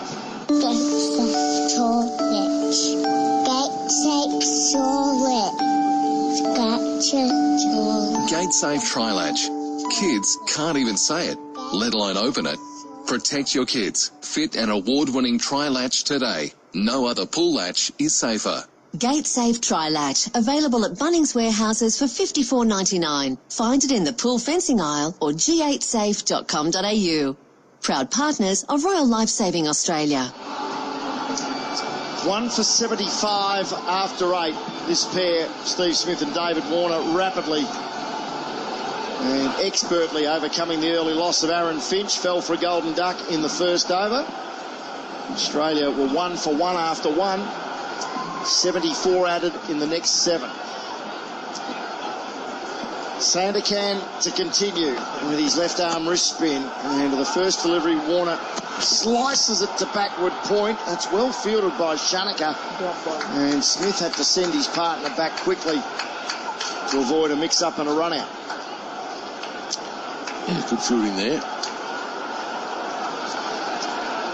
David Warner at the moment in this series has scored 140 runs from 81 deliveries and is yet to be dismissed. Sandakan in again. Warner reverses and he beats both the backward point and the short third man for the left-hander, who became the backward square and the short fine for the right-hander as he reversed brilliantly for a shot of the day with thanks to Westpac Home Insurance. That's his 7th boundary. He moves to 44 and it's 1 for 79. Yeah, beautifully played there. It's a high, well, it's not a high risk shot anymore for these players. They practice so much in this format of the game and train for it. Sandakan rolls in again. Warner uses his feet, plays a lovely looking cover drive which beats Malinga at cover. Long off has to come round in Udana a long way to his right, and he can't prevent 2, which takes Warner to 46 and Australia 1 for 81. Good use of the feet there, getting down the pitch, getting right on top of the spin if there was any. Nice cover drive and 2 runs, thank you. Sandakan in once more. Warner plays it gently towards mid-on. Sandakan with good game awareness. Well, originally good game awareness. He realised he had to do the fielding. He almost cost himself an overthrow with a wild throw at the pegs at the non-striker's end. It was backed up well, and it stays at just a single 82 for the loss of 1. Warner 47 from 28 with 7 boundaries. He's now at the non-striker's end as Steve Smith on 33 waits for Sandakan. And Smith tickles him off his pads behind square leg for yet another single as Shanaka does the fielding. Well, they're in cruise mode now, aren't they? I was just going to say it's going to be 2 heavy losses from the Sri Lankan perspective, or it's going to be 2 crushing and comfortable victories for the Australians. As Buff just told you, they really are cruising here, as they did on Sunday in Adelaide. Warner heaves this one out all the way along the carpet through mid-wicket to the next delivery, and again, such a spacious arena. It's another very easy 2. So another 10 from that over, which was the 9th. And on the Biz Cover scoreboard, Australia reach 1 for 85. Things are about to get intense at Dave's workshop. He went to bizcover.com.au and saw how much he could be saving on his public liability insurance. So now he's getting his old policy out of his system. BizCover are Australia's small business insurance specialists, giving tradies like Dave multiple quotes from top insurers. No nasty paperwork, just hassle-free insurance online. Don't pay too much for your business insurance. Head to bizcover.com.au to compare, insure and save. The skipper has brought himself back on. Lasith Malinga, whose first 2 overs were from the Southern or Stanley Street end. Now he's going to operate from our commentary end, the Vulture Street end of the world-famous Gabba. Australia 1 for 85. It's Malinga to Smith, who's squared up in defence, and with a hint of a leading edge, they pick up a single wide of cover, which takes Smith to 35. Earlier, Sri Lanka bowled out for 117 from the last ball of the 19th over. 8 wickets shared by the bowlers. Run-outs top and tailed the Sri Lankan innings. 2 wickets apiece to Stanley, Cummins, Zampa and Ashton Agar. Kane Richardson for the second match in a row, the only Australian bowler to go wicketless. Warner a single away from another international half-century. Miller with him, short ball, and Warner sweats on the pull shot, plays it gently out through square leg, and he's reached 50 from just 30 deliveries with 7 boundaries. Generous applause from this crowd of around the 10,000 mark as Australia reach 1 for 87. Well, his summer, as we thought, when summer comes along, he'll start to play well. And there's some pressure, obviously, on the back of the Ashes, but it's just so well-rounded, well-suited to the Australian conditions. Good wickets, come on nicely, and swung as much as it did in England and nipped around in England. They're pretty good tracks, aren't they? 31 needed for victory. Malinga now changing to round the wicket, with Steve Smith in his sights. Smith 35 from 25 with 3 boundaries. Malinga in, low full toss. Smith clubs it down to Shanaka at mid-off on the edge of the circle, and he hit it too well. There was no chance of a run.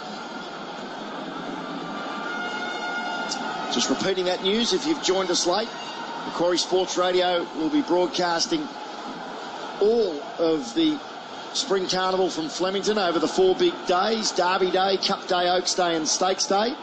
Commentary lineup spearheaded by Brian Martin and Shane Templeton. Linger in again, leg side. Smith plays a wonderful shot off his toes, clips it out behind square for 4. Shot of the night. Thanks to Westpac Home Insurance, that was a great shot on the Biz cover scoreboard. It's now 1 for 91, and that full at the stumps, and he just whipped it away beautifully. So powerful in that region. It's not a bad ball. He's tried something different, Malinga, but he's just, he probably, if he's going to bowl around the wicket and bowl like that, he needs to have the man behind square, not in front out there. He's making a change now. He's going to go around the wicket still. He's going to have the bloke probably behind on that line and attack Steve Smith's stumps. Third man comes up, mid-wicket, moves from cover to mid-wicket, leaves cover open. It's a really different field coming up. We're trying to work out ways to get Steve Smith out these days, and if you're bowling in the legs of Steve Smith, he'll work out a way to go, well, I'll hit it in front, I'll hit it finer. Partnership of 90 from just 55 deliveries. So going at 9.8 per over, this pair, after the loss of Aaron Finch in the opening over. Malinga in again with that whippy action, and Smith drives square. He beats the man inside the circle. Mendes with a lot of work to do in the outfield. They'll come back.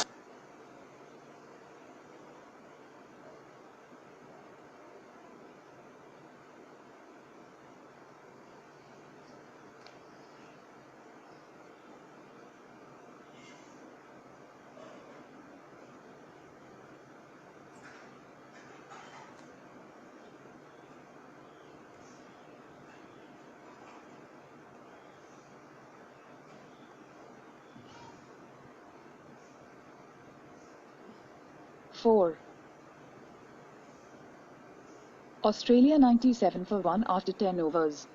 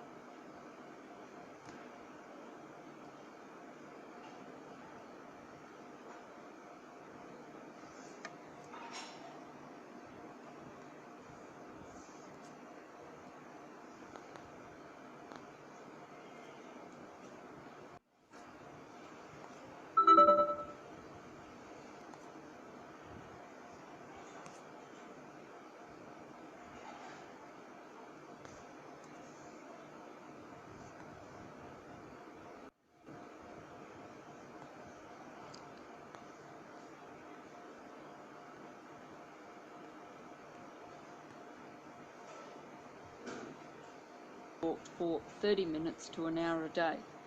Owners' excuses include being too tired after work, not having enough time, or claiming their dog does not like bad weather. Their dog? I wouldn't be going out in the day like today. The light, and to his good fortune, it was close but no cigar. 11,986 after just over 16,000. We're at the Adelaide Oval on Sunday. Sandakan again. Smith on the back foot, plays it behind point, and that'll be another boundary. Glorious square cut. Magnificent shot from Steve Smith. Shot of the night with thanks to Westpac Home Insurance. And he's now within a run of another international half-century. His sixth boundary. He's 49 from 30, and Australia are 1 for 106. 12 to get. It's been a fast game. Sandakan again, and Smith leans on it defensively and just guides it out to Malinga, fielding inside the circle at mid-wicket. Partnership of 105 between Warner and Smith. 9 already from this over.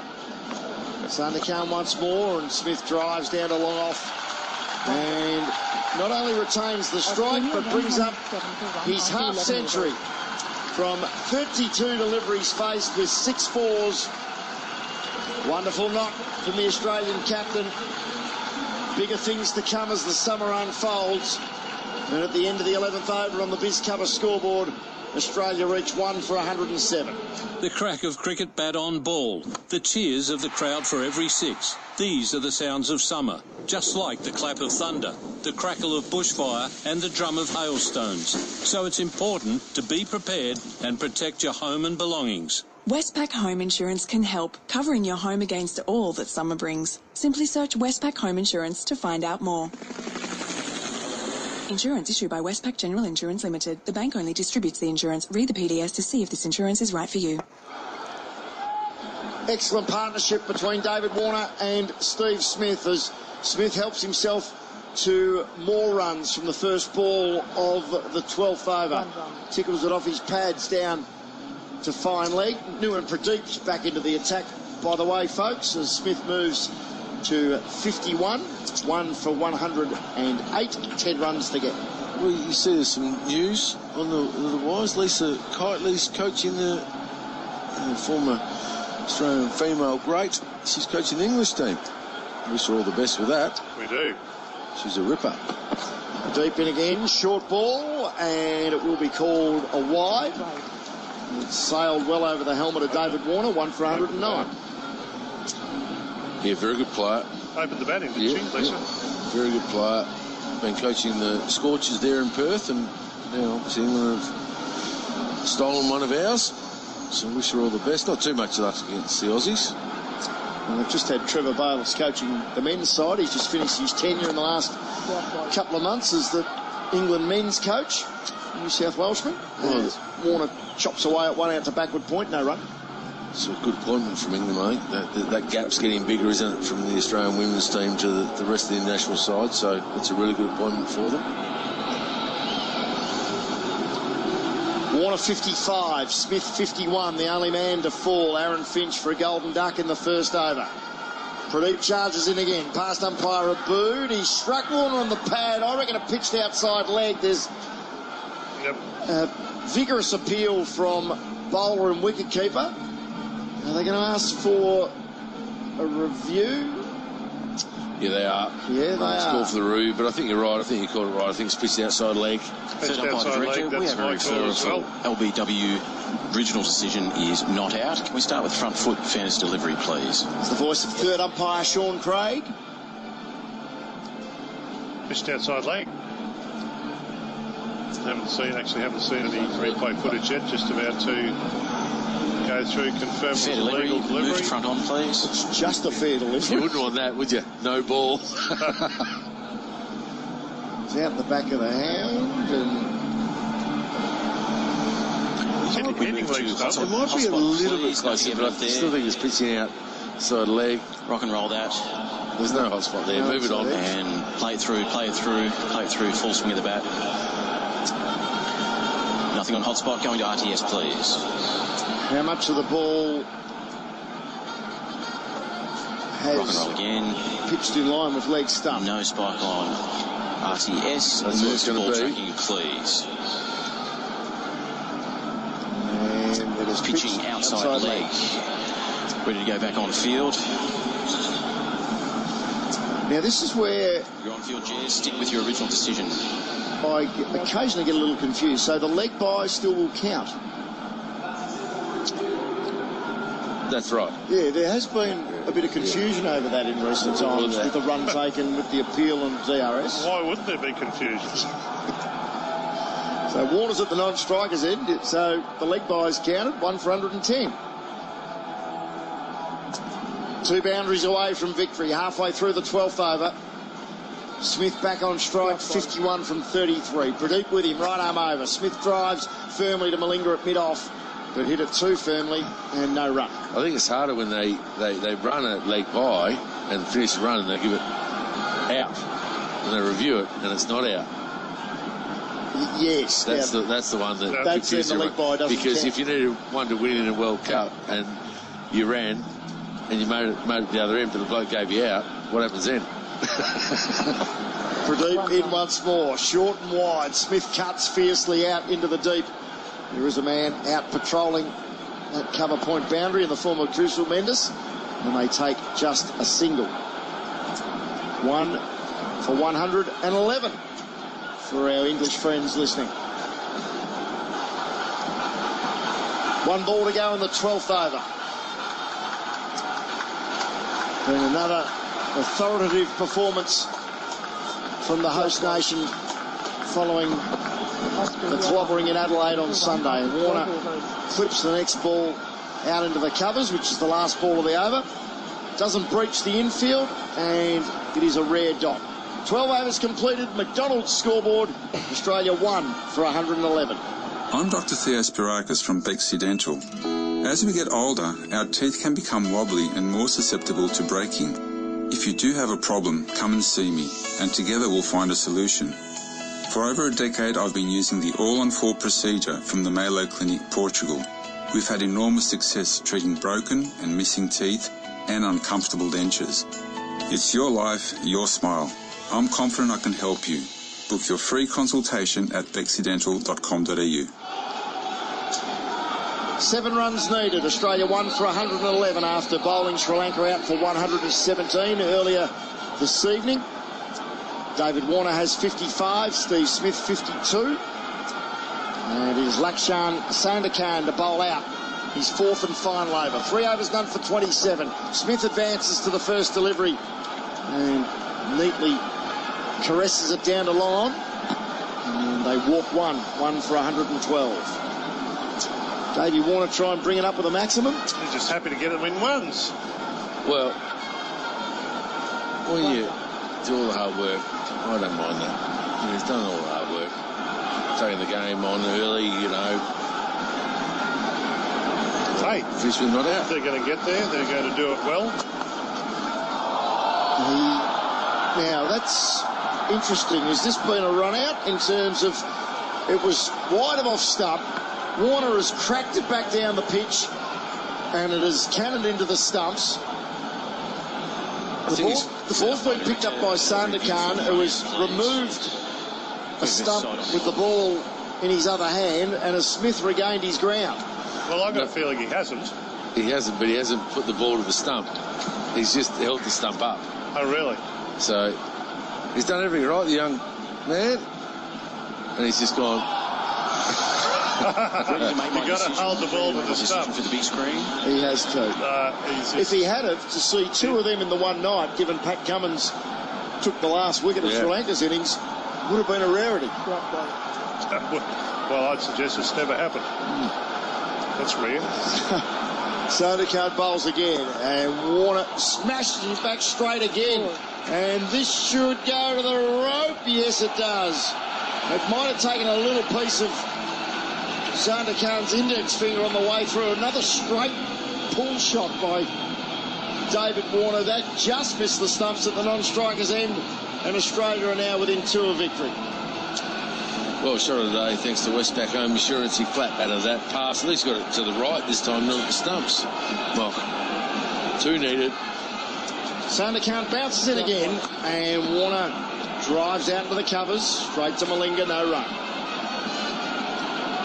Warner on 60, Smith on 52. Warner was man of the match in Adelaide on Sunday, 100 not out from 56. The Sri Lankans, it's fair to say, are struggling to dismiss him as he uses his feet once more and then checks himself and defends straight back to the bowler. In fact, the scoreboard's corrected itself. Warner 59. Sandakan once more, gives that more air. Warner drives softly down to long off, and scores are tied. 1 for 117. You just see that mini battle there, trying to restrict Warner, Sandakan. He's a good bowler, Sandakan, but as with all the bowlers, you've got to have some runs on the board. There's never been enough runs to mount any pressure, and it's just been pretty much too easy for the Australian batsmen. As well as they've played, no runs, not enough runs on the scoreboard, and you can't do it. So, what's happened here? Surely that wasn't the end of the over. I reckon they'd miscarried. It was confused. The batsman still thought there was a delivery to go. But now they're finally... It's over. It's finally called over. So we'll stay with the coverage because scores are level. And it looks like... Is Malinga going to bowl? He's standing alongside the umpire with the ball. But now he tosses it to his young leg spinner in Hasaranga, and he will bowl. Well, it might be the final ball of the match. It certainly will be the final over of the match. Sri Lanka all out 117. Australia 1 for 117 in reply. It will be a 2-0 lead with 1 game to go in Melbourne on Friday night. David Warner will have the honour of hitting the winning runs unless Hasaranga oversteps or bowls are wide or there's a leg by. Hasaranga's in, and there you go. It is a leg side wide. So the winning run comes from an extra. Almost sums up the Sri Lankans' night and also their tour to date. And Australia wins by 9 wickets with 42 deliveries to spare, reaching 1 for 118 at the start of the 13th over in response to Sri Lanka all out for 117. 2 absolute floggings by the Australians over Sri Lanka, bearing in mind before this series Australia had only ever beaten Sri Lanka once on home soil in a T20, and that was in a dead rubber. Sri Lanka led the head-to-head 5-1. Not that you would have known it from what we've seen over the last 3 or 4 days, firstly in Adelaide and now here in Brisbane. So Australia by 9 wickets with 42 balls to spare. Well, that was, as you said, you summed it up pretty well. What can you say? We thought they might bat a little bit better. They probably did, but not well enough. It was a good wicket, won the toss and decided to bat. Got a start. They were in a really good position. Well, not a really good position, better position. 4 for 75. The tails fell away. Agar was excellent with the spin. So, you know, really, really pleased for performance by the Aussies, but Sri Lanka very disappointing. And as much as we hoped for something from Malinga, he couldn't do it, and none of the bowlers could. But as I said, without some runs to bowl at, it's on a very good wicket. It's just all too hard. So we will wrap up our coverage there. Game 3 coming to you Friday night from the Melbourne Cricket Ground from 7 o'clock Eastern Summer Time.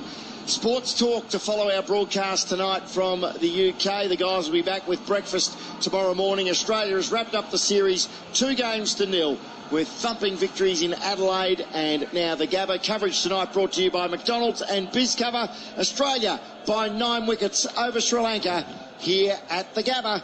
Good evening to you all. Brandon O'Neill from Sydney FC is unbelievably a fan of this show. This happened. Get me on. I listen to you lads in the morning. You listen to Macquarie Sports Radio? 100%. Jimmy Bartell, Mark Levy, Vicky Vidal. Love the lads in the morning. Yeah, it's great. Who's favourite? Jimmy Bartell, just because what he did, he's a Brownlow medalist. What he's doing in sports is tremendous. I love Jimmy Bartell. Jimmy Bartell. Jimmy Bartell. Breakfast with Biggie Riddell, Mark Levy and Jimmy Bartell on Macquarie Sports Radio. Drive. G'day, Mark. What's wrong? Is it a bad trait to trust people? No. Because you know where I sit with friends and... Yeah, you are trusting. Yes, and you know that Karen chooses my mates for me because...